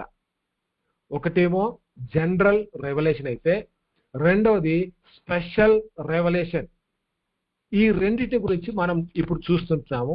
అందులో మొదటిగా సాధారణ ప్రత్యక్షత యొక్క మాధ్యమాలు, మీడియా అంటే ఛానల్. దేవుడు తన ఉనికిని 3 ప్రధాన మార్గాల ద్వారా బయలుపరుస్తున్నాడు. సృష్టి యొక్క ప్రకృతి అంటే సృష్టి చూసినా ప్రకృతిని చూసినా కూడా విశ్వంలో ఉన్నటువంటి ఆ క్రమం, తర్వాత ప్రకృతిలో ఉన్నటువంటి అందాన్ని మనం చూస్తున్నప్పుడు, లేదా నక్షత్రాలను చూస్తున్నప్పుడు, లేదా గ్రహాల యొక్క మరి క్రమాన్ని మనం చూస్తున్నప్పుడు, ఋతువుల యొక్క మార్పులు చూస్తున్నప్పుడు దేవుడు ఉన్నాడు, ఆయన యొక్క నిత్య శక్తి మనం అర్థం చేసుకోగలుగుతాం. అప్పుడే దేవుని యొక్క తత్వం ఏంటో మనకి వెల్లడి చేయబడుతుంది. అంటే ప్రకృతిలో ఉన్నటువంటి ఆ యొక్క విశ్వంలో ఉన్నటువంటి క్రమం అంటే ఋతువుల యొక్క మార్పు కావచ్చు, నక్షత్రాలు కావచ్చు, లేకపోతే కొండలు గుట్టలు, లేకపోతే చెట్లు, లేకపోతే ఇక్కడ ప్రకృతిలో ఉన్నటువంటి వివిధ రకాల తుఫాన్లు, ఇవన్నీ కూడా ఏం తెలియజేస్తున్నాయి అంటే దేవుడు ఉన్నాడు, ఆయన తన యొక్క మరి పని నిత్యమైనటువంటి శక్తి ఆయన కొనసాగిస్తున్నాడు అని చెప్పి ప్రకృతి ద్వారా మనం తెలుసుకునే అవకాశం ఉంది. దేవుడు ఉన్నాడు, ఆ ఉన్నటువంటి దేవుడు తన నిత్య శక్తిని ప్రకృతి ద్వారా ఆయన కొనసాగిస్తున్నాడు అని ప్రతి మానవుడు తెలుసుకోవచ్చు. అందుకే ఆకాశములు దేవుని మహిమను వివరించుతున్నవి, అంతరిక్షము ఆయన చేతి పనిని ప్రసిద్ధిపరచుచున్నది. ఆకాశము ఎట్లా ఉన్నాయో మనకు తెలియదు, కానీ ఆ ఆకాశాన్ని సృష్టించినటువంటి దేవుని యొక్క గొప్పతనము మనం వాటిని చూస్తున్నప్పుడు గ్రహించగలుగుతాము. అంతరిక్షాలని మనం అర్థం చేసుకోలేము, కానీ ఆయన చేతి పని ఇంత గొప్పది అనే సంగతి ఆ అంతరిక్షాలు ప్రసిద్ధి చేస్తా ఉన్నాయి, తెలియజేస్తా ఉన్నాయి, గొప్ప చేస్తా ఉన్నాయి. అబ్బా, నేను ఆరాధిస్తున్నటువంటి దేవుడు ఇంత మహోన్నతుడు, సర్వ సృష్టి పైన ఆయన ఆధిపత్యం కలిగినటువంటి దేవుడు అనే సంగతి మనం తెలుసుకునే అవకాశం ఉంది. రెండవది మానవ మనస్సాక్షి. అంటే దేవుని నమ్మకపోయినా పుట్టినటువంటి ప్రతి వ్యక్తి ప్రకృతిని చూస్తున్నప్పుడు దేవుడు ఉన్నాడు అని తెలుసుకోగలుగుతాడు, ఆ దేవుని యొక్క శక్తిని తెలుసుకునే అవకాశం ఉంది. ఎట్లా అంటే సృష్టిని చూసినప్పుడు. రెండవది మానవ మనస్సాక్షి, హ్యూమన్. మీరు గమనించాలి, మరి కాన్షియన్స్ అంటే ప్రతి మనిషి హృదయంలో మంచి చెడులను వివేచించే ఒక అంతర్గత నైతిక సూత్రం, మోరల్ కోడ్ అనేది ఉంటుందండి. ప్రతి వ్యక్తి తాను పెరిగి పెద్దవాడవుతున్నప్పుడు ఏం చేయాలి ఏం చేయకూడదు అనేది వివేచించుకునేటువంటి మానవ హృదయం అనేది మనకు ఉంది. ఇది ఒక అత్యున్నత న్యాయస్థానం, లేకపోతే న్యాయకర్త లాగా ఉంది. సృష్టికర్త ఉన్నాడని ఈ యొక్క మనస్సాక్షి ఏం చేస్తుందంటే మనకు సాక్ష్యం ఇస్తుంది. అంటే మనకి దేవుని యొక్క సువార్త ఎవరు చెప్పలేదండి. ఉదాహరణకి మనం ఎక్కడో కొండల్లో గుట్టల్లో ఉన్నాం, మన దగ్గరికి వేరే మరి మనుషులు ఎవ్వరు కూడా రాలేదు, మనం సువార్త వినలేదు, మనం అప్పుడే చచ్చిపోయాం. అప్పుడు మనం ఏమంటాం, అయ్యా నాకు సువార్త ఎవరు చెప్పలేదు అని అవకాశం ఉంది కదా ఆ మాట అనడానికి. కానీ సృష్టి కూడా దేవుడు ఉన్నాడని చెప్తుంది. మనం సొంత మనస్సాక్షి దేవుడు ఉన్నాడు, ఏం చేయాలి ఏం చేయకూడదు అని వివేచించేటువంటి మనస్సాక్షి కూడా దేవుడు ఉన్నాడని చెప్పి సాక్ష్యం ఇస్తుంది. అందుకే వారి మనస్సాక్షి కూడా సాక్ష్యం ఇస్తుండగా వారి హృదయముల యందు రాయబడిన ధర్మశాస్త్ర కార్యములను కనపరుచుచున్నారు. రోమీయులకు రాసిన పత్రిక 2వ అధ్యాయము 15వ వచనంలో మనస్సాక్షి కూడా సాక్ష్యం ఇస్తున్నట్టుగా చూస్తుంటాం. మూడవది మానవ చరిత్ర, దైవ సంరక్షణ.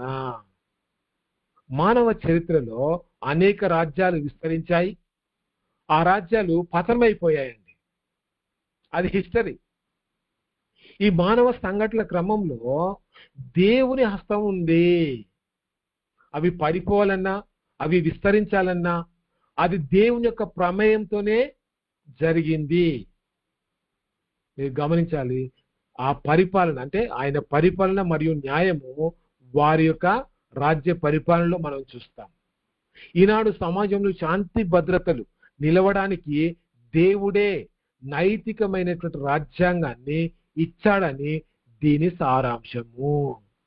అంటే ఇప్పుడు ఈనాటి కాలంలో మనము ఒక రాజ్యాంగాన్ని కలిగి ఉన్నాము. ఆ రాజ్యం యొక్క మరి పనులు కూడా అవన్నీ కూడా బైబిల్ నుంచే వచ్చాయి.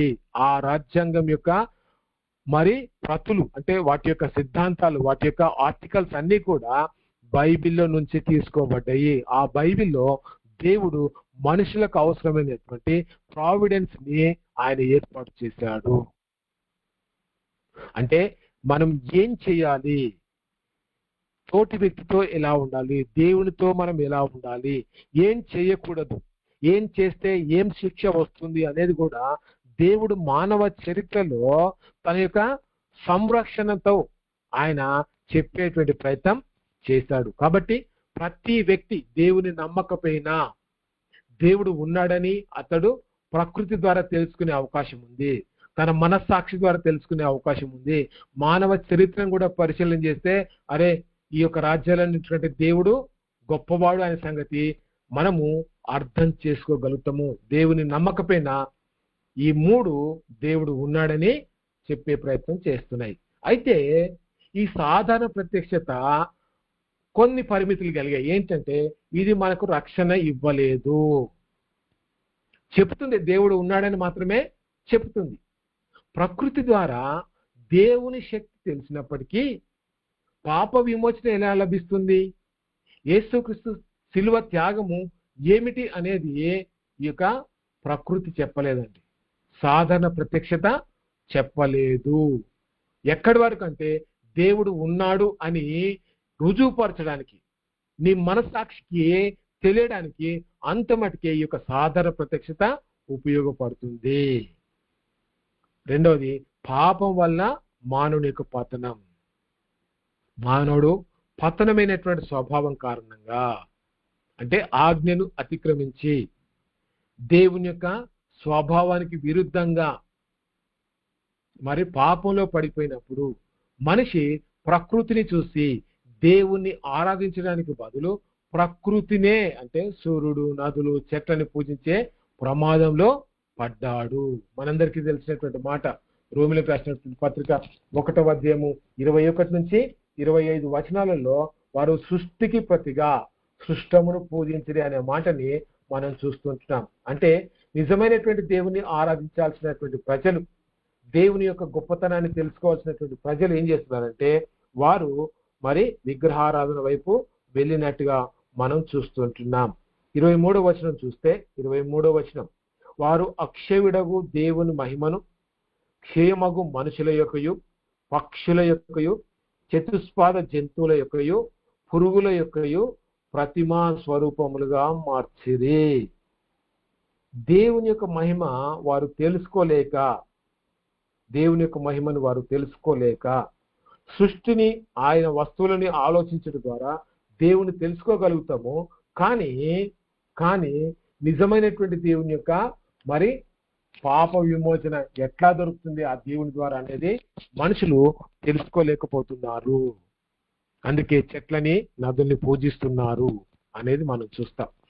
ఇక్కడ మూడవది సాధారణ ప్రత్యక్షతలో ప్రధాన ఉద్దేశం ఏంటి అంటే మానవునికి సాకు లేకుండా చేయడం. అంటే టు రెండర్, మీరు గమనించాలి, హ్యుమానిటీ వితౌట్ ఎక్స్క్యూజ్. అంటే మనుషులందరూ కూడా వారు చనిపోయి దేవుని దగ్గరికి వెళ్ళినప్పుడు, తీర్పులో ఉన్నప్పుడు, అయ్యా నాకెవరు సువార్త చెప్పలేదు, అసలు యేసు ప్రభువు దేవుడే సంగతి నాకు తెలియదు అని ఒకవేళ అనే అవకాశం ఉంటుంది. అందుకే దేవుడు ఏం చేశాడంటే తన సాధారణ ప్రత్యక్షత ప్రపంచంలో పుడుతున్నటువంటి ప్రతి వ్యక్తికి దేవుడిచ్చాడు. ఏ మనిషి కూడా నాకు దేవుని గురించి తెలియదు, అందుకే నేను దేవుడు నాకు ఇష్టం వచ్చినట్టుగా జీవించాను అని చెప్పడానికి అవకాశం లేదు. దేవుని న్యాయపీఠం ముందు సాకు, ఒక ఎక్స్క్యూజ్ గా మనం చెప్పకుండా చేయడము దీని ప్రధాన ఉద్దేశంలో ఒకటి. ప్రకృతి మరియు మనస్సాక్షి ద్వారా దేవుని శక్తి, ఆయన యొక్క నైతికత అందరికీ వ్యక్తమవుతున్నాయి, అందరికీ అర్థమవుతున్నాయి. ప్రకృతిని చూసినప్పుడు దేవుడు ఎంత గొప్పవాడో తెలుసుకోవచ్చు. కానీ మనం ఏం చేస్తున్నామంటే ఆ గొప్ప దేవుని గురించి తెలుసుకునే ప్రయత్నం చేయకుండా సృష్టినే మనం దేవునిగా ఆరాధిస్తున్నాం. ఎందుకనంటే ఆ సృష్టిలో జరుగుతున్నటువంటి ఆ పరిణామాలు అవి ఎలా జరుగుతున్నాయో మనకి తెలియడం లేదు కనుక సృష్టి గొప్పది అనుకొని మనం సృష్టినే పూజిస్తున్నాము. ఇది మనుషులందరికీ ఉన్నటువంటి సాధారణ ప్రత్యక్షత. రక్షించలేదు, మనము మానవునిగా మనం పతనమైపోయాము అనేది మనము తెలుసుకుంటున్నాము. విగ్రహారాధనకి మనం వెళ్ళిపోయాము. ఈ సాధారణ ప్రత్యక్షతలో నన్ను తీర్పులో ఉన్నప్పుడు నాకు ఎవరు దేవుని గురించి చెప్పలేదు అని అనడానికి అవకాశం లేకుండా ఈ యొక్క ప్రత్యక్షత ప్రపంచంలో పుట్టిన ప్రతి వ్యక్తికి ఉంది. కానీ ప్రత్యేకమైనటువంటి ప్రత్యక్షత ఉందండి. Definition of special revolution. ఈ ప్రత్యేకమైనటువంటి ప్రత్యక్షతను చూస్తున్నట్లయితే దేవుడు ఒక నిర్దిష్టమైనటువంటి సమయంలో నిర్దిష్టమైనటువంటి వ్యక్తులకు, అంటే ప్రవక్తలకు కావచ్చు, లేదా అపోస్తులకు కావచ్చు, లేకపోతే సువార్తలు రాసినటువంటి రచయితలకు కావచ్చు, ఏం చేశాడంటే నిర్దిష్టమైనటువంటి పద్ధతుల ద్వారా, అంటే దేవుని యొక్క వాక్యాన్ని వారికి అందించడం ద్వారా, లేదా యేసు ప్రభువు వారి యొక్క జీవితం ద్వారా వారు తమ ప్రత్యక్షత స్వభావాన్ని, అంటే దేవుని యొక్క ప్రత్యక్షత స్వభావాన్ని, నైతిక ప్రమాణాలను మరియు మానవాళి విమోచన అంటే రక్షణ ప్రణాళికను ప్రత్యక్షంగా తెలియజేయడానికి ప్రత్యేకమైనటువంటి ప్రత్యక్షత దేవుడు కొందరికే ఇచ్చాడు. అర్థం చేసుకోవాలండి. నిర్దిష్టమైనటువంటి వ్యక్తులు, అందరూ కాదండి, సెలెక్టెడ్ పీపుల్. నిర్దిష్టమైనటువంటి పద్ధతులు ఇష్టం వచ్చినట్టుగా కాదండి, కొన్ని రకాలు ఉన్నాయి. అంటే తన యొక్క వాక్యం ద్వారా, పాత నిబంధనలో దేవుడు దర్శనాల ద్వారా, కళ్ళ ద్వారా మాట్లాడాడు. కొత్త నిబంధనలు తన వాక్యం చేత, లేదా యేసు ప్రభువు వారి జీవితం చేత దేవుడు తన రక్షణ ప్రణాళికని ఆయన తెలియజేసేటువంటి ప్రయత్నం చేశాడు. ఇది ప్రత్యేకమైనటువంటి ప్రత్యక్షత. ఈ ప్రత్యేకమైనటువంటి ప్రత్యక్షత యొక్క మాధ్యమాలు ఏంటి? మీడియా ఆఫ్ స్పెషల్ రెవల్యూషన్ ఏంటంటే ప్రవక్తలు మరియు రాయబారులు. పాత నిబంధనలో దేవుడు కొన్ని అద్భుతాలు చేశాడండి. ఆ అద్భుతాలు ఆయన చేస్తున్నప్పుడు అక్కడ మోషే కావచ్చు, లేకపోతే వేరే పాత నిబంధన భక్తులు కావచ్చు, దేవుని అద్భుతాలు చూస్తారు. వారు దేవుని గొప్పతనాన్ని తెలుసుకునే అవకాశం వారికి దొరికింది. యెషయా గ్రంథంలో మీరు గమనిస్తే ప్రవక్త ఆయన ప్రవచించాడు, దేవుని యొక్క దర్శనం ఆయనకు కలిగింది. దేవుడు ఎంత గొప్పవాడు ఆయన మీరు గమనిస్తూ ఉన్నట్టే 6వ అధ్యాయంలో మనం చూస్తూ ఉంటున్నాం. ఆయన దేవదూతల చేత అక్కడ ఏం చేస్తున్నాడు, పరిశుద్ధుడు పరిశుద్ధుడు అని చెప్పి ఆయన పొగడబడుతున్నట్టుగా చూస్తుంటాం. అంటే దేవుని యొక్క పవిత్రత, లేదా ఆయన రాజ్యాలన్నిటిపైన గొప్ప రాజ్యం కలిగినటువంటి వ్యక్తిగా దేవుడు ఉన్నాడు అనేది ప్రవచనాల ద్వారా, దర్శనాల ద్వారా, తాను చేస్తున్నటువంటి అద్భుతాల ద్వారా, లేదా తన రాయబారుల ద్వారా దేవుడు ఏం చేశాడంటే తన మాటల్ని ఉంచి మానవాళికి ఆ వార్తను అందించాడు. ఎర్ర సముద్రాన్ని అద్భుతంగా దేవుడు 2 భాగాలుగా చీల్చినటువంటి సందర్భం. మోషే చూశాడు, దాన్ని రాశాడు. యెషయా దేవుని దర్శనాన్ని పొందుకున్నాడు, ప్రజలు ఎట్లా నశించిపోతున్నారో కూడా తన గ్రంథంలో రాశాడు. ఇర్మియా కూడా గమనిస్తే ప్రజలు పొందబోతున్నటువంటి మరి 70 సంవత్సరాల చెరకాలాన్ని ఆయన తన జీవితం ద్వారా ఉపవాసం ఉంటూ ఒకవైపే పండుకుంటూ ఆయన మరి మలాన్ని తింటూ ఇంత కఠినమైనటువంటి శిక్ష మీకు రాబోతుందని ఇర్మియా చెప్పే ప్రయత్నం చేశాడు. అపోస్తలులు దేవుని సత్యాన్ని వారు కొత్త నిబంధన ద్వారా అందించేటువంటి ప్రయత్నం చేశారు. పరిశుద్ధ గ్రంథం ప్రత్యేకమైనటువంటి ప్రత్యక్షతలో పరిశుద్ధ గ్రంథం అంటే దేవుని యొక్క వాక్యం, Bible, written word of God. దేవుడు ప్రవక్తలు మరియు అపోస్తలులు మాట్లాడినటువంటి మాటల్ని, దైవిక సత్యాలను పరిశుద్ధాత్మ ప్రేరేపణ ద్వారా గ్రంథస్థం చేయించాడు. ఇది యుగ యుగాలకు నిలిచి ఉండే స్థిరమైనటువంటి ప్రత్యక్షత.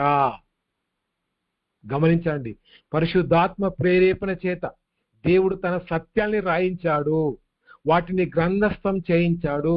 ఆ గ్రంథస్థం చేయబడినటువంటి మాటల యొక్క పుస్తకమే బైబిలు. ఇది స్థిరమైంది, యుగ యుగాలకి ఇది నిలిచి ఉండేది. బైబిలు స్థిరమైంది. ఆ ప్రత్యక్షతని మనం పొందుకున్నాం. యేసు క్రీస్తు, ద ఇన్కార్నేట్ వర్డ్ అంటే జీసస్ క్రైస్ట్, శరీరధారిగా వచ్చినటువంటి యేసు ప్రభువారు ఒక అత్యున్నతమైనటువంటి మరియు సంపూర్ణమైనటువంటి ప్రత్యక్షత. దేవుడు స్వయంగా మానవ రూపం దాల్చి క్రీస్తుగా ఈ లోకానికి రావడము ప్రత్యేకమైనటువంటి ప్రత్యక్షత. బైబిల్ కూడా ప్రత్యేకమైనటువంటి ప్రత్యక్షత. పాత నిబంధనలో కొంతమంది వ్యక్తుల ద్వారా ప్రత్యేకమైనటువంటి ప్రత్యక్షత ద్వారా దేవుడు తన ఆలోచనని, తన ప్రణాళికని మనుషులకి చెప్పే ప్రయత్నము చేశాడు.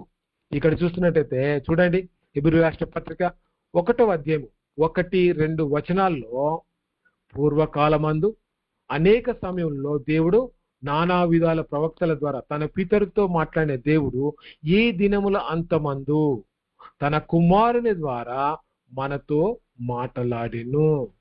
అంటే పూర్వకాలంలో కూడా ప్రవక్తల ద్వారా దేవుడు మాట్లాడాడు.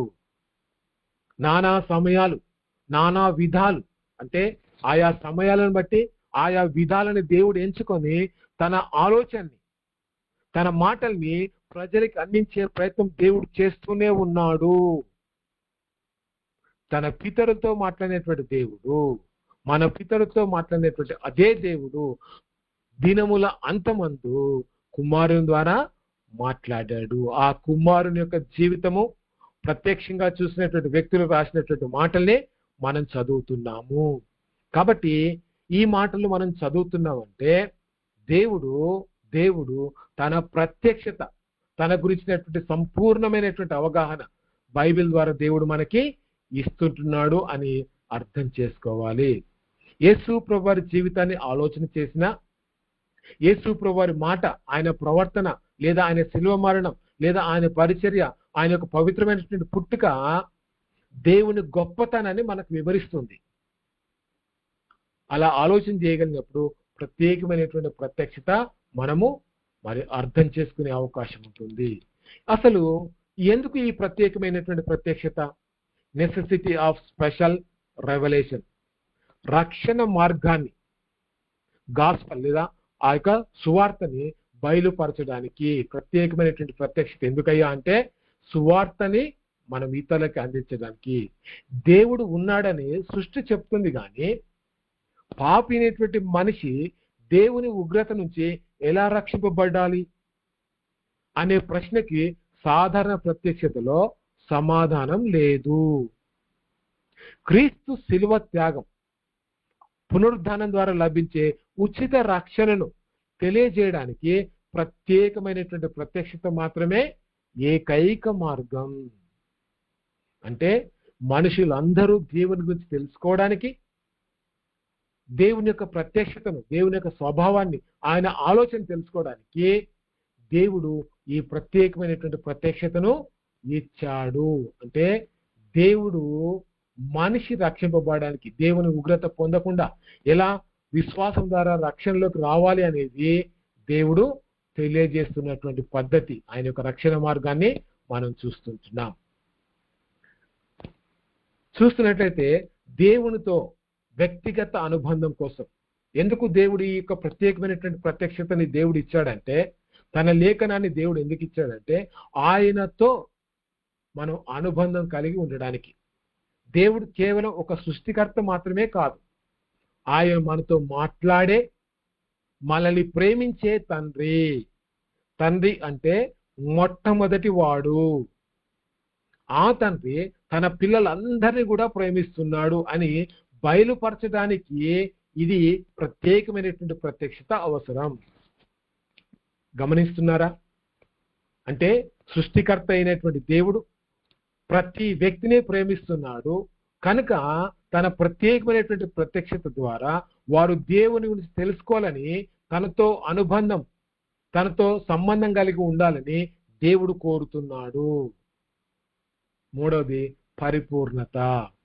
యేసుక్రీస్తునందు మరియు అపోస్తుల ద్వారా రాయబడిన కొత్త నిబంధనలోని దేవుని ప్రత్యక్షత పరిపూర్ణమైంది. యేసు ప్రభువారిలో లేదా అపోస్తులు రాసినటువంటి కొత్త నిబంధనలో దేవుని యొక్క ప్రత్యక్షత సంపూర్ణమైపోయిందండి, పరిపూర్ణమైపోయింది. దేవుడు ఏం చెప్పాలని చెప్పి అనుకున్నాడో అదంతా కూడా దేవుడు చెప్పేశాడండి. ఇప్పుడు దీనికి కొత్తగా ఏ సిద్ధాంతాన్ని మనం చేర్చకూడదు, తీసివేయకూడదు. నా మాట అర్థమైంది అనుకుంటా. ప్రకటన గ్రంథం 22వ అధ్యాయము 18-19 వచనాల్లో మనం దేన్ని కలిపినా దేన్ని తీసివేసినా మనకు శాపమే.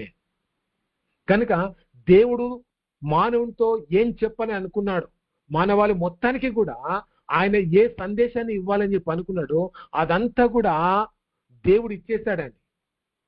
బైబిల్ ద్వారా, యేసు ప్రభువారి జీవితం ద్వారా మొత్తం కూడా తన ఆలోచనని మానవునితో సంపూర్తిగా పంచుకున్నాడు. ఇంకా చెప్పాల్సింది అంటూ ఏమీ లేదు. బాగా అర్థం చేసుకోవాలండి. చెప్పాల్సిందంతా కూడా బైబిల్లోనే దేవుడు చెప్పేశాడు.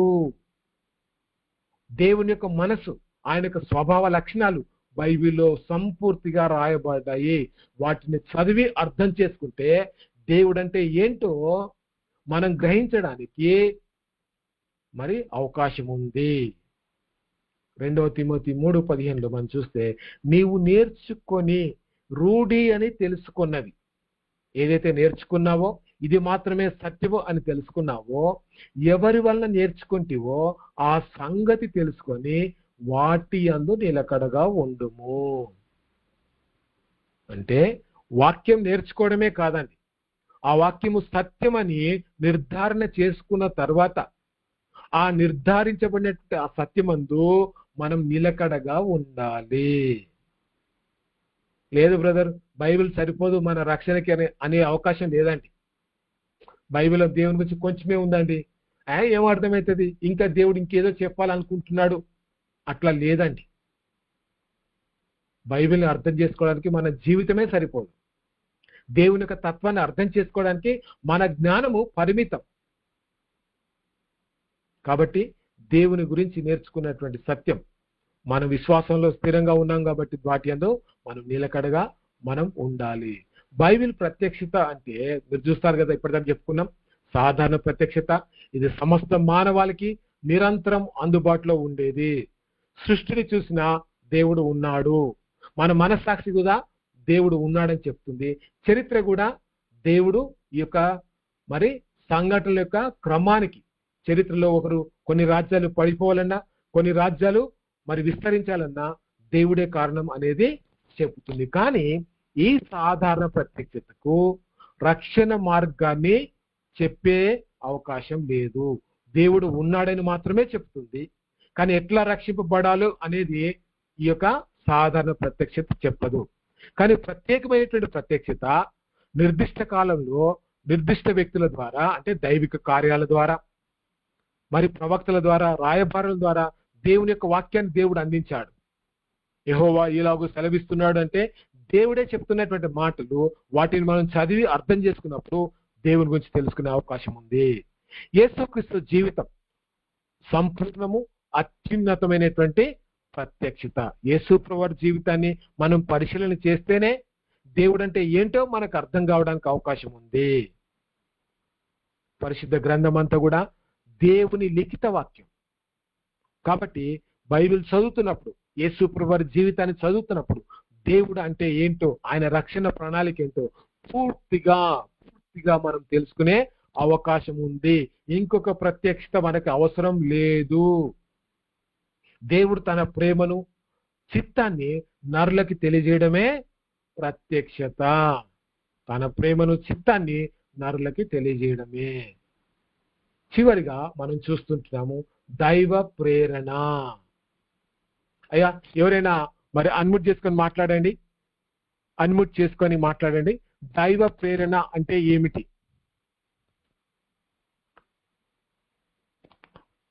అన్మ్యూట్ చేసుకొని. మనస్సాక్షి ద్వారా మాట్లాడడం సార్. మనస్సాక్షి ద్వారా మాట్లాడడం. ఓకే, ఇంకా ఒక పనిని ఒక నిర్దిష్టమైన పద్ధతిలో చేయమని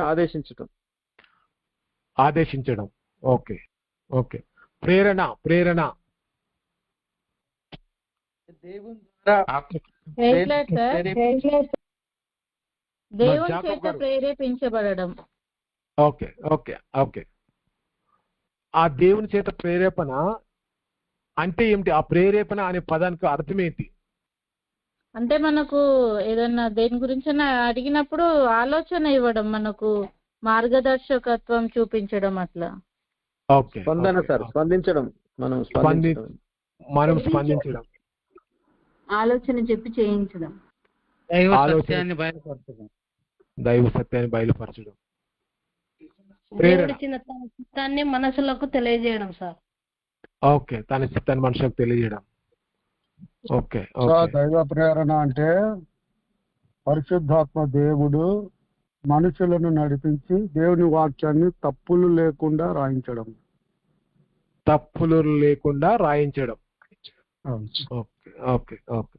సార్ ఇన్స్పిరేషన్, మోటివేషన్, గైడ్లైన్స్. ఏంటండి? Inspiration, motivation, guidelines sir.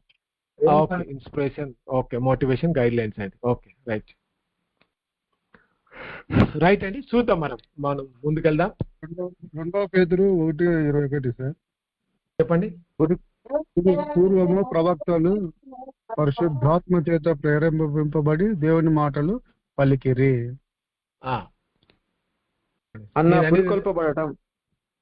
పురికొల్పబడటం. అవును, అట్లా. అంటే ప్రేరణ అనే మాటకు అర్థం ఏంటి అది నేను అడిగింది. రైట్ అండి, థ్యాంక్ యూ. రెస్పాండ్ అయ్యేందుకు చాలా సంతోషం. ముందుకెళ్దామండి, మనం ముందుకెళ్దాం.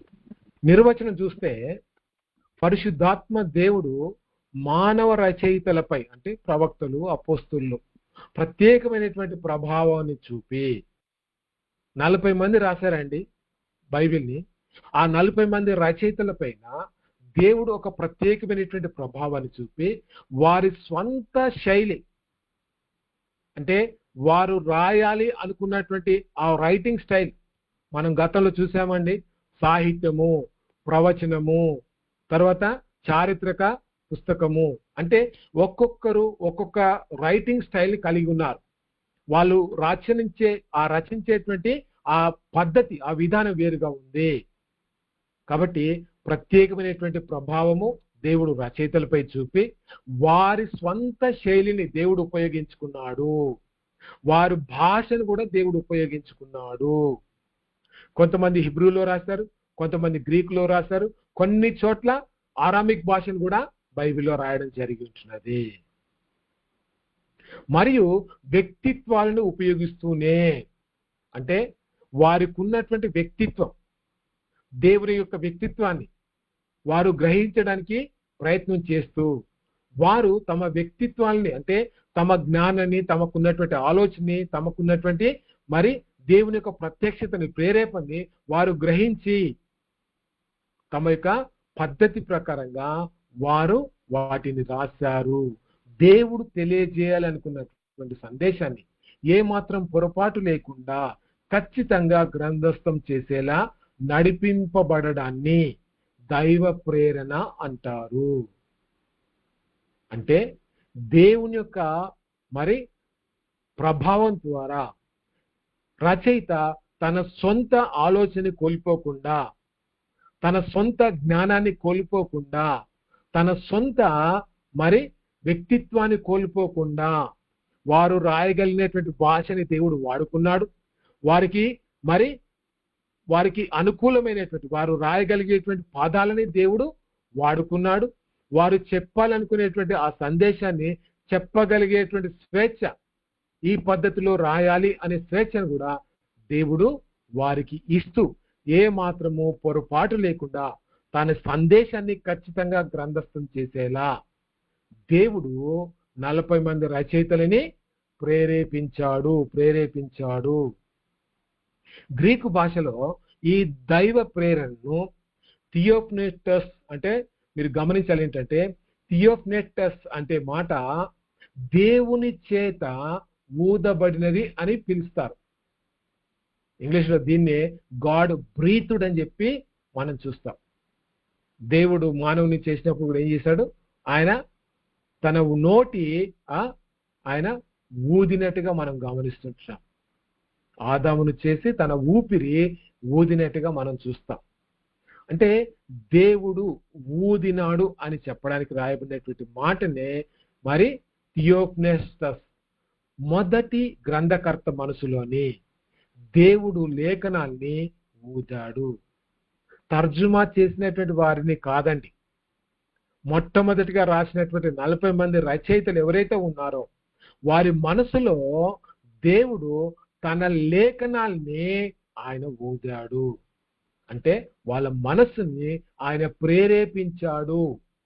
ఏమి రాయాలి, ఎలా రాయాలి అనేది దేవుని యొక్క పర్యవేక్షణలో, ఆయన యొక్క మరి అధికారంతో మనుషులు స్వేచ్ఛ కలిగి స్వతంత్రంగా తమకు తెలిసిన భాష, తమకు నచ్చినటువంటి పదాలు, అందులో తప్పులు లేకుండా వారు రాయగలిగి ఉన్నారు. దైవ ప్రేరణ యొక్క స్వభావం, దైవ ప్రేరణ ఎలా పనిచేసింది మరియు దాని శైలి ఏమిటనేది ఈ క్రింది ముఖ్య లక్షణాల ద్వారా అర్థం చేసుకోవచ్చు. ద్వంద్వ రచయితత్వము అంటే డ్యూయల్ ఆథర్షిప్. ఇందులో బైబిల్ రూపకల్పనలో ఇద్దరి భాగస్వామ్యం ఉందండి. దేవుడు ప్రాథమిక రచయిత, ప్రైమరీ ఆథర్. ఎవరయ్యా అంటే దేవుడే తన ఆలోచనని మానవునికి ఇచ్చినప్పుడు రెండవ రచయితగా మానవుడు ఉండి సెకండరీ ఆథర్గా మానవుడు దేవుడిచ్చినటువంటి ప్రేరేపణ బట్టి ఆయన ఈ యొక్క బైబిల్ మాటల్ని రాశాడు. దేవుడు మానవుల్ని ఒక యంత్రాలాగా డిక్టేషన్ చెప్తే రాస్తారు కదండి, అట్లా రాయలేదండి రచయితలు. చెప్పిందే రాయాలి అని కాదండి. స్వేచ్ఛ, ఏ పదం వాడితే బాగుంటుంది, ఏ భాషలో రాస్తే బాగుంటుంది, అసలు ఈ సంఘటనని ఎలా తెలియజేస్తే అర్థవంతంగా ఉంటుంది అనే స్వేచ్ఛ దేవుడు రచయితలకు ఇచ్చాడండి. మీరు గమనించాలి, దేవుడు మానవులని ఒక యంత్రంలాగా, టైప్ రైటర్గా వాడుకోలేదు. వారికి అధ్యయనం, అనుభవాలు మరియు శైలిని ఉపయోగిస్తూ లేఖనాల్ని ఆయన రాయించాడు. అంటే దేవుడు వారికి స్వేచ్ఛనిచ్చి వారి జ్ఞానాన్ని వాడుకుంటూ, వారి యొక్క రైటింగ్ స్టైల్ని వాడుకుంటూ, వారు వాడుతున్నటువంటి భాషను కూడా దేవుడు వాడుకుంటూ తన లేఖనాల్ని ఆయన రాయించాడు. అంటే దేవుడే మొదటి కారణం ఈ యొక్క బైబిలు రాయడానికి. రచయితలు దేవుని ప్రేరేపణ చేతనే వారు రాశారు. సొంత ఆలోచనలు ఏవి కూడా వారు రాయలేదు. పరిశుద్ధాత్మ నడిపింపు ద్వారా రచయితలు తమ సొంత ఆలోచనతో రాయకుండా పరిశుద్ధాత్మ దేవుడు వారిని ఏ విధంగా ప్రేరేపించి నడిపించాడో అపోస్తలుడైనటువంటి పేతురు వివరించాడు. ఏంటి? ఏలయనగా ప్రవచనం ఎప్పుడునో మనుషుని ఇచ్చ నుండి కలగలేదు కానీ మనుష్యులు పరిశుద్ధాత్మ వలన ప్రేరేపింపబడిన వారై దేవుని మూలంగా పలికిరి. అంటే బైబిలు దేవుని యొక్క పరిశుద్ధాత్మ మూలంగా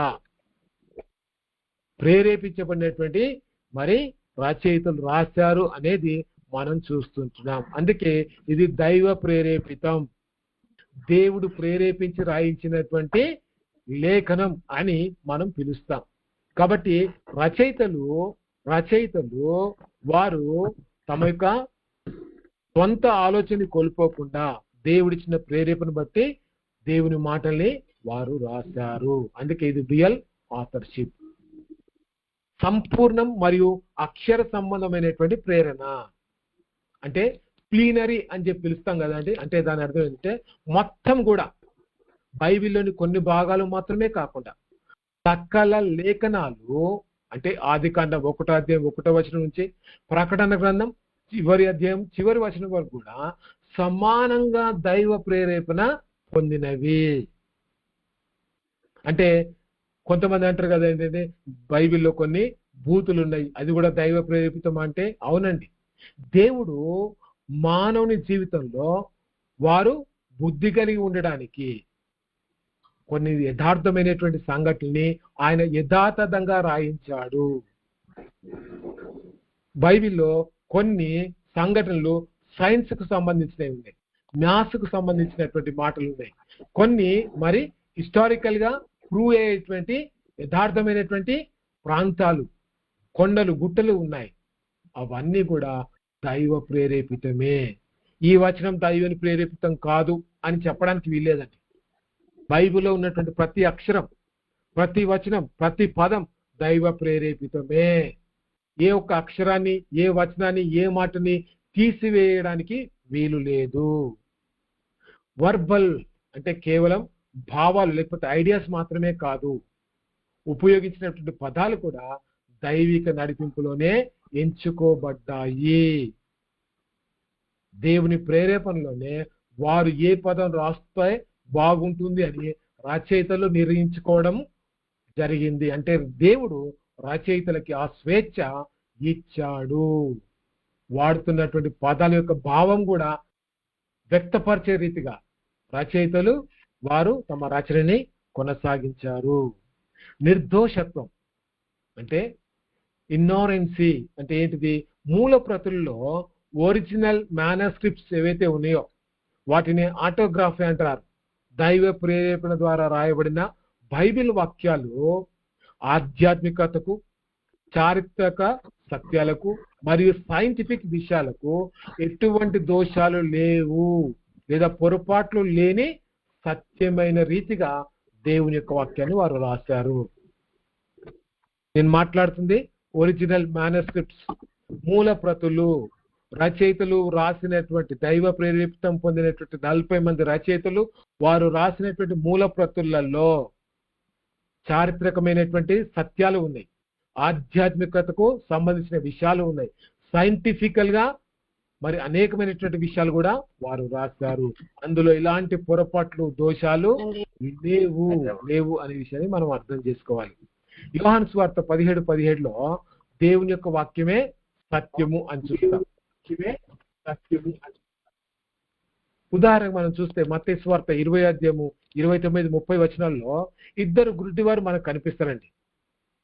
మత్తయి సువార్త 20 అధ్యాయంలో 2 గుడ్డివారని మత్తయి రాస్తే, మార్క్ ఏం రాస్తాడు? ఒకే గుడ్డివాడు అని చెప్పి రాస్తాడు. ఇక్కడ మీరు గమనిస్తే మత్తయి ఏమో 2 రాస్తే, మార్క్ ఏమో ఒక్క వ్యక్తిని గురించే రాస్తాడు. ఎందుకు ఇక్కడ ఈ యొక్క సంఘటనలు ఇట్లా 2 గురించి, ఒకరి గురించి ఎందుకు వేరువేరుగా రాశారు అనేది మనం చూస్తే, ఇక్కడ చూస్తున్నట్టయితే ఏంటి, మత్తయేమో వ్యక్తుల మీద ఆయన మరి తన దృష్టిని కేంద్రీకరించాడు. మార్క్ ఏం చేశాడంటే జరిగినటువంటి సంఘటన గురించినే ప్రాముఖ్యతనిస్తూ ఆయన సంఖ్యకు ప్రాధాన్యత ఇవ్వలేదండి.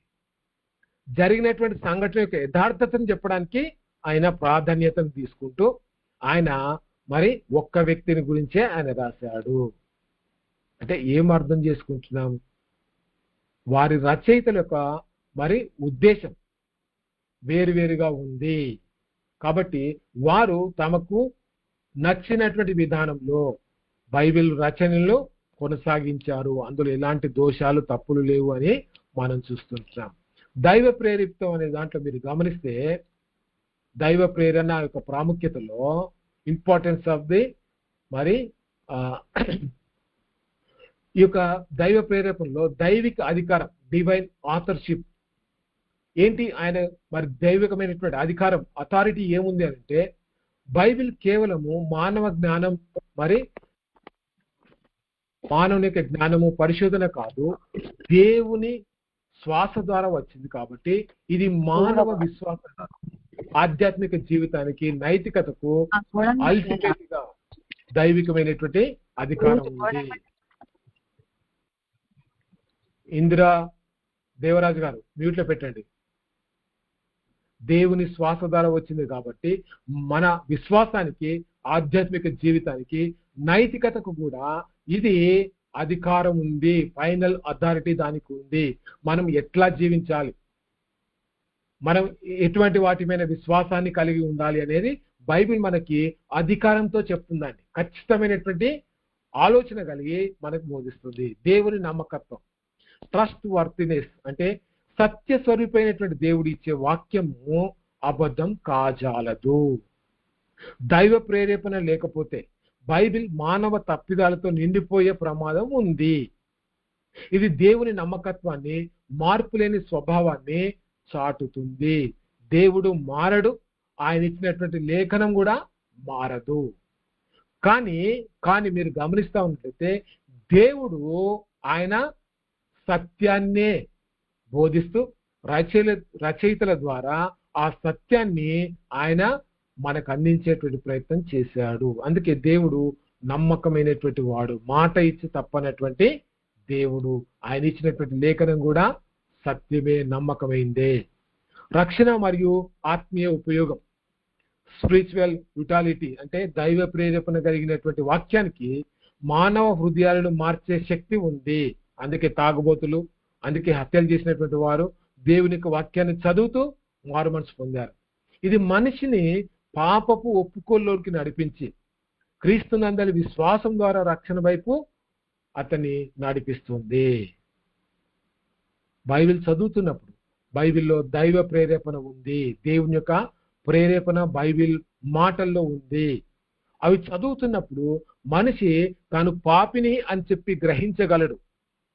తన పాపాన్ని ఒప్పుకోవడానికి దేవుని దగ్గరికి రాగలడు.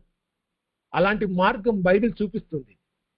అతడు రక్షణ వైపు పరిగెత్తడానికి, బయలుదేరడానికి ఒక మార్గాన్ని బైబిల్ చూపిస్తుంది. అందుకే ఇది దైవ ప్రేరేపితము. దేవుని ప్రేరేపణ లేకపోతే మనిషి తాను తప్పును అని చెప్పి తెలుసుకోవడానికి అవకాశం లేదు. ఒక పుస్తకమే అయితే, ఒక బుక్ లాగానే ఉంటే అతన్ని పాపక్షేపంలోకి బైబిల్ నడిపించదు. దీంట్లో దేవుని యొక్క ప్రేరేపణ ఉంది. పరిశుద్ధాత్మ దేవుడు రచయితలను ప్రేరేపించి రాయించాడు. దైవికమైనటువంటి స్వభావం దాంట్లో ఉంది అనేది మనం తెలుసుకుంటున్నాం.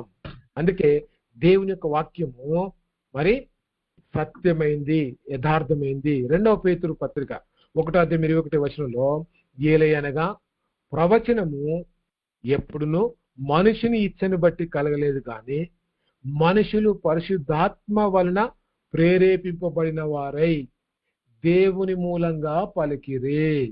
వారిని ప్రేరేపించింది పరిశుద్ధాత్మ, వారు పలికింది దేవుని మూలంగా. కాబట్టి ప్రవచనము మనుషుని ఇచ్చ నుంచి కలగలేదు. ప్రవచనానికి కారణం దేవుడే, వారు ప్రేరేపించింది దేవుడే. కాబట్టి ఇది దైవ ప్రేరేపితమైనటువంటి గ్రంథం అని మనం తెలుసుకోవాలి. అలా తెలుసుకున్నప్పుడు మరి ఇక్కడ ప్రేరేపితం అనే మాట మీరు గమనిస్తే గ్రీకులో దానికి అర్థం ఏం రాశారంటే పడవను గాలి ముందుకు నెట్టునట్లు.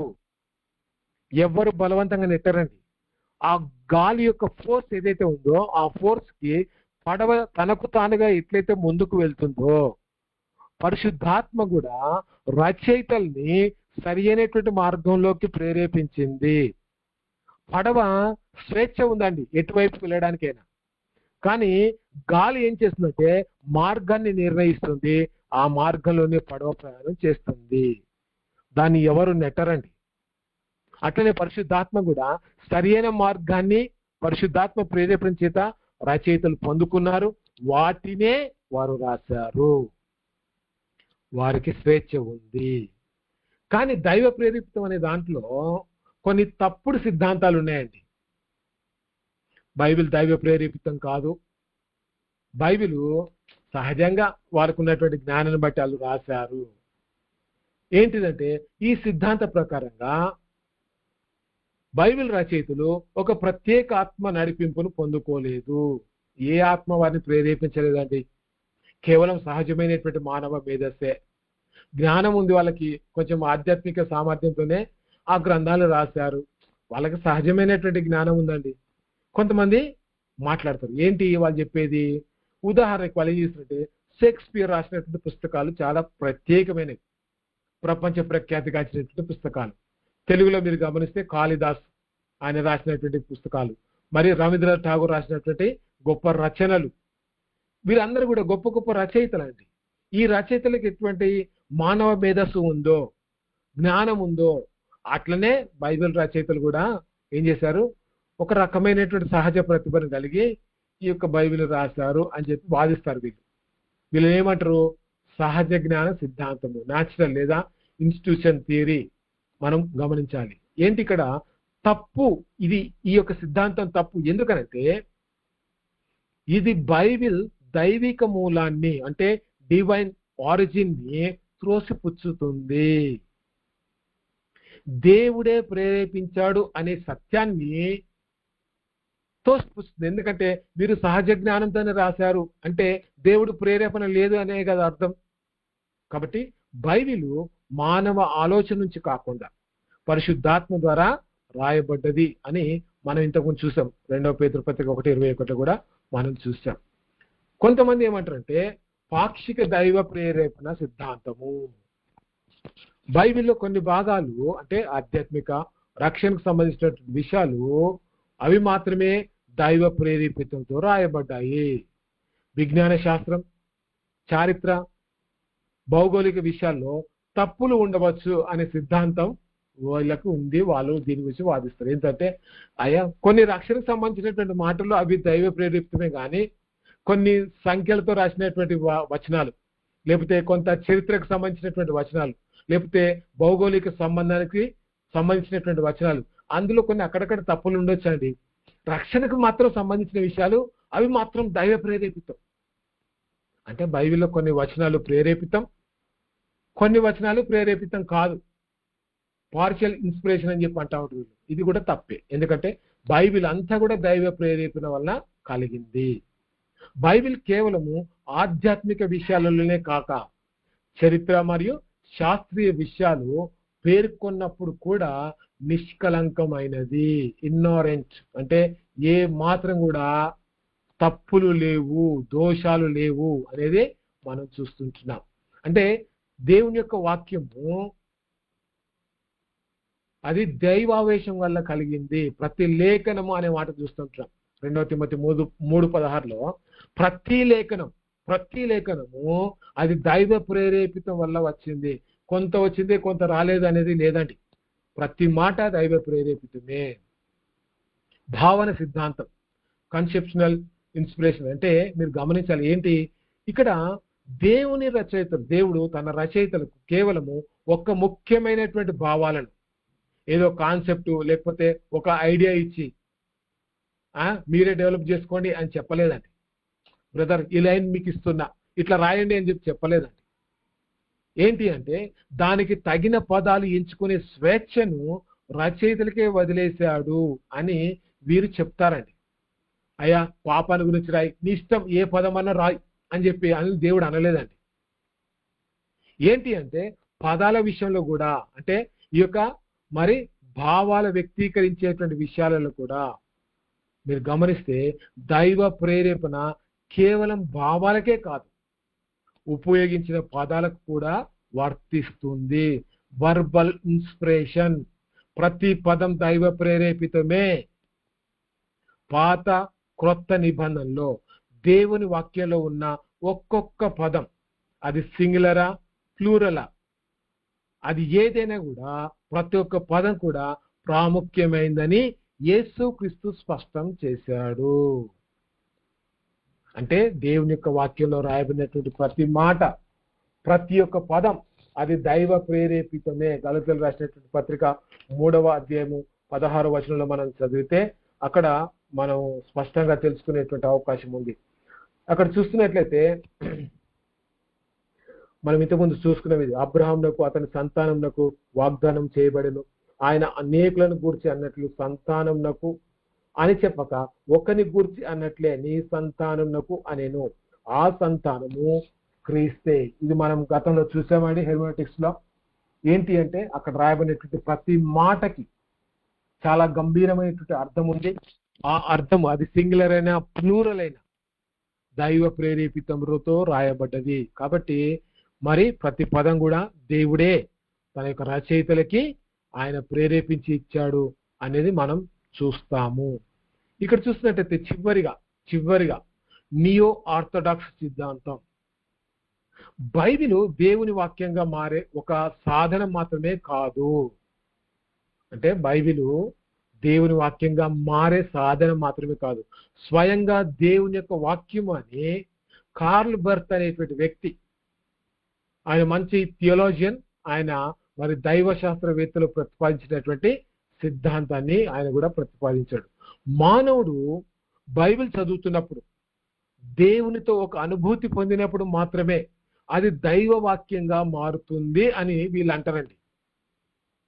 ఏంటి అంటే నియో ఆర్థడాక్స్ అనేటువంటి ఆ సిద్ధాంతాన్ని నమ్మేటువంటి వారు.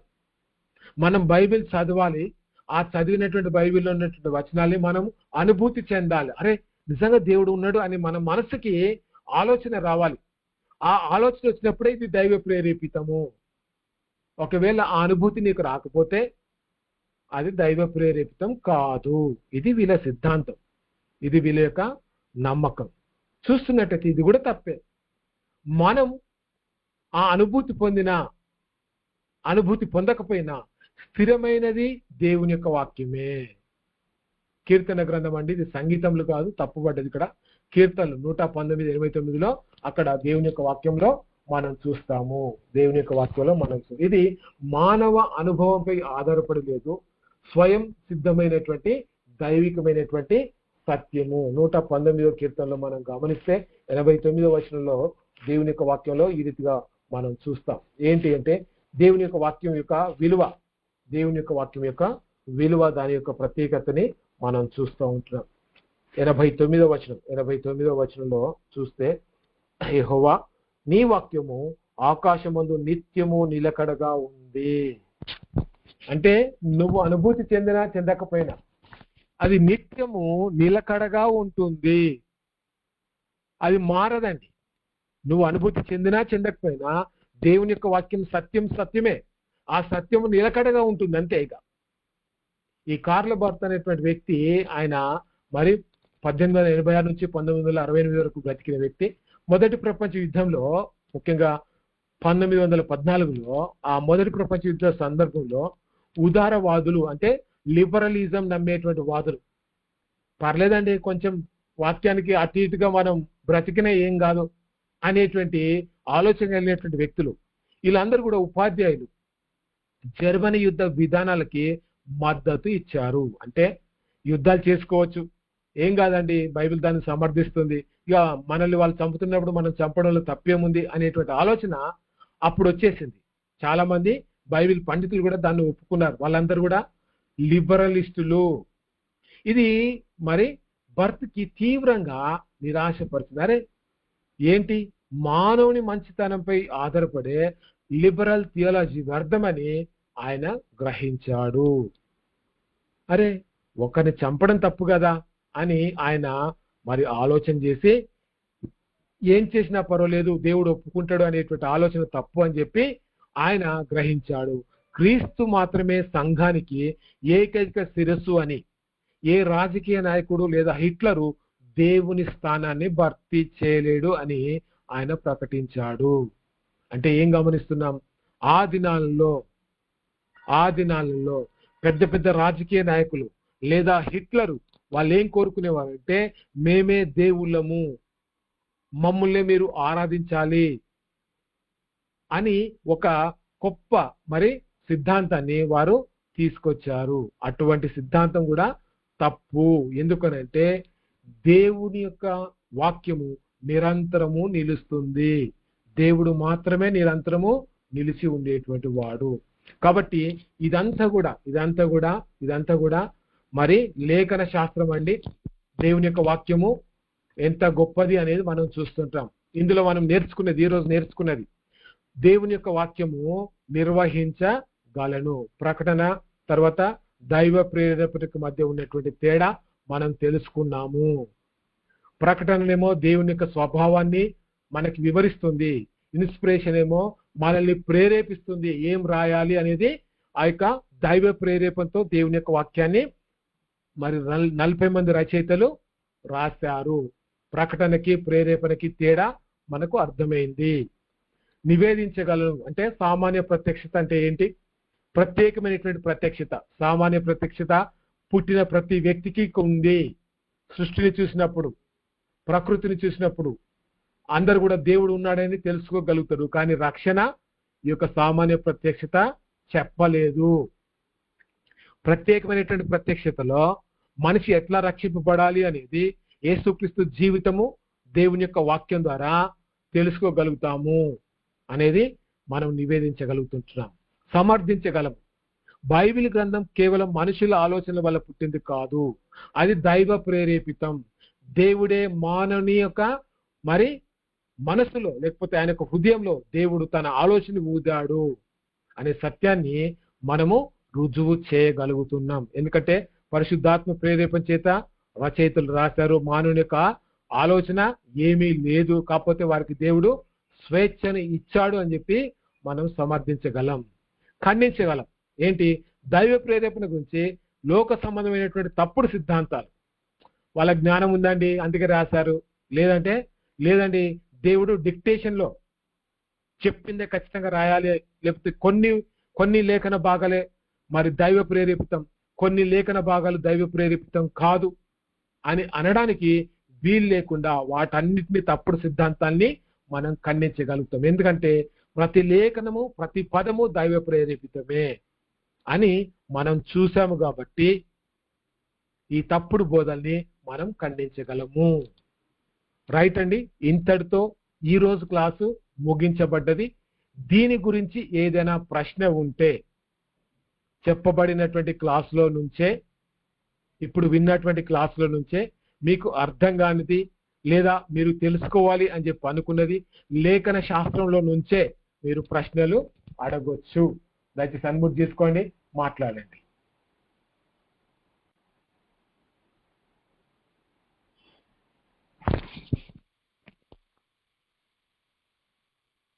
Sir praise the Lord sir. ప్రైజ్లాడండి. సార్ అప్పుడు పాత నిబంధన కాలం నుంచి కొంచెం కొంచెంగా వారికి వాక్యం అందింది కదా ప్రవక్తల ద్వారా. మరి వాళ్ళకి సంపూర్ణమైన జ్ఞానం అందలేదు కదా, మరి రక్షణ వారికి రాలేదంటారా? కాదండి, వారికి రక్షింపబడడానికి సరిపోయేంత జ్ఞానాన్ని దేవుడు వారికి ఇచ్చాడండి. అయితే ఈ కాలంలో మనము వారిని పోలిస్తే వారికంటే దేవుని యొక్క ప్రత్యక్షత, దేవుని గురించినటువంటి జ్ఞానం మనకి ఎక్కువగా ఉంది.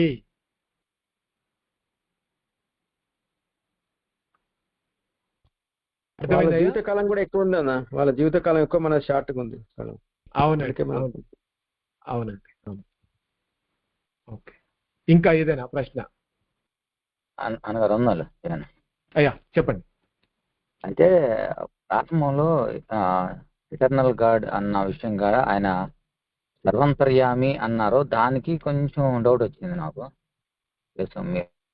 మీరు ఒక మాటలు అన్నారు అందుకని. సర్వంతర్యామి కాదండి, అది సర్వవ్యాప్తి. నిజానికి ఆయన అంతటా ఉన్నవాడు అని చెప్పడానికి వాడినటువంటి పదం. అదే అందుకే నేను దానికోసం ఆగానమాట. దానికోసం ఓకే, ప్రారంభంలో పదం వాడారు. అవును, అది సర్వవ్యాప్తి, అన్ని చోట్ల ఉన్నటువంటి దేవుడు అని చెప్పడానికి వాడిన పదం. ఓకే,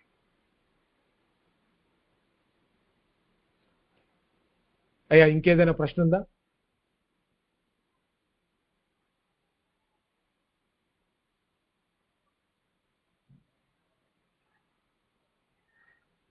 దయచేసి ఈ క్లాస్ మళ్ళీ వినండి, ఒకసారి మళ్ళీ మీకు బాగా అర్థమవుతుంది. ఎందుకంటే కొన్ని సిద్ధాంతాలు, తప్పుడు సిద్ధాంతాలు ఉన్నాయి. ఇన్స్పిరేషన్ అంటే ఏంటిది, రెవల్యూషన్ అంటే ఏంటిది మనం స్పష్టంగా తెలుసుకున్నాం. సో కాబట్టి ఈ యొక్క క్లాస్ని మీరు మళ్ళీ ఒకసారి యూట్యూబ్లో ఉంటుంది, దాన్ని మీరు పరిశీలించి జాగ్రత్తగా వింటే, అంటే దేవుని యొక్క వాక్యము ఎంత పవిత్రమైంది, ఎందుకు తప్పులు లేనిది, ఎందుకు దోషాలు లేవు అనేది మనం స్పష్టంగా తెలుసుకునే అవకాశం ఉంది. ఏదైనా ప్రశ్న ఉందంటారయ్యా?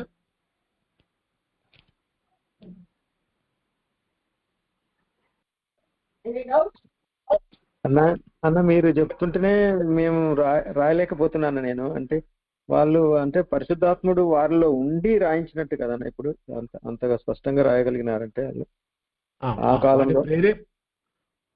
ఉండి అని కాదండి, వారిని ప్రేరేపించి ఆ పదాన్ని మనం వాడాలండి.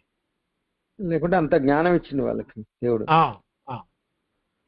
వారికి ఉన్నటువంటి జ్ఞానాన్ని పరిశుద్ధాత్మ దేవుడు వాడుకున్నాడు. ఇప్పుడు మనం చూసాం కదా, లూకా డాక్టరు తనకున్నటువంటి ఆ వృత్తిలోంచి వచ్చినటువంటి పదాన్నే బైబిల్ రాయడానికి పరిశుద్ధాత్మ దేవుడు వాడుకున్నాడు. మోషే గొర్రెల కాపరి, ఆ గొర్రెల కాపరి దాంట్లో మీరు గమనిస్తే తనకున్నటువంటి జ్ఞానం చొప్పున ఆయన మరి రాశాడు. అంటే జ్ఞానం, తనకున్నటువంటి జ్ఞానం చొప్పున వారు వాడేటువంటి పదాలలో కూడా దేవుని యొక్క ప్రమేయం ఉంది.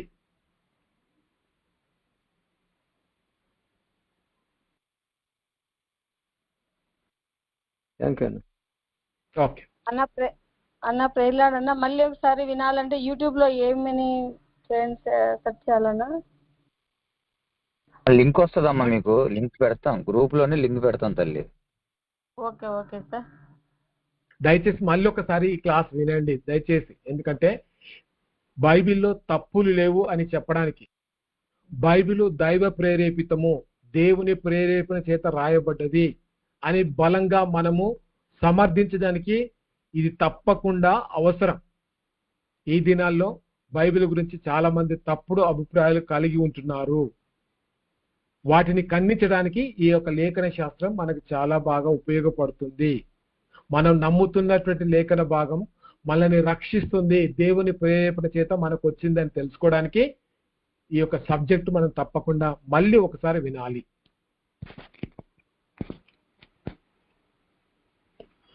రైట్, మనకి ప్రశ్న లేనట్లయితే మరి నేటి క్లాసు ఇద్దరితో ముగించుకుందాం. మరి లేవు అని నేను తలస్తున్నాను. ఏమైనా అనుమానాలు ఉన్నట్లయితే ఒకసారి క్లాస్ వినండి, అవసరమైతే రేపటి రోజైనా మరొకసారి దాన్ని అడగండి. ఎవరో చెప్పారు క్లాసు స్పీడ్ అయిపోతుందని, మీరు ముందుగానే చెప్పండి. క్లాసు మొత్తం అయిపోయిన తర్వాత, సబ్జెక్ట్ మొత్తం అయిపోయిన తర్వాత చెప్పడం కాదు. ఎవరికైనా అలా ఇబ్బందిగా ఉంటే అన్న నాకు కొంచెం ఇక్కడ అర్థం కావట్లేదు, కొంచెం స్లోకి వెళ్తే కొంచెం బాగుంటుందని ముందుగానే మాకు తెలియపరచవలసిందిగా ప్రోపేట మనం చేస్తున్నాము. సబ్జెక్ట్ మొత్తం అయిపోయిన తర్వాత ఇప్పుడు చెప్పారండి మాకు, మేము ఏం చేయమంటారని ఎవరు కూడా మళ్ళీ ఎలిగేషన్స్ తేవద్దు. ఎవరు కూడా దయవుంచి ఈ విషయం మీకు ప్రేమతో విజ్ఞప్తి చేస్తున్నాను. ఎవరైతే ఉన్నారో వారు మీరు పర్యవేక్షించండి. అయ్యా, మీరు చెప్పినటువంటి మాట నాకు అర్థమైంది. రేపటి క్లాస్ లో కాస్త నెమ్మదిగా మనము క్లాస్ చెప్పుకుందాం. ఎందుకంటే ఒక్కటే మాట నేను చెప్పాలనుకున్నది ఏంటంటే, మనము సిస్టమేటిక్ థియాలజీని పరిచయం చేశాం.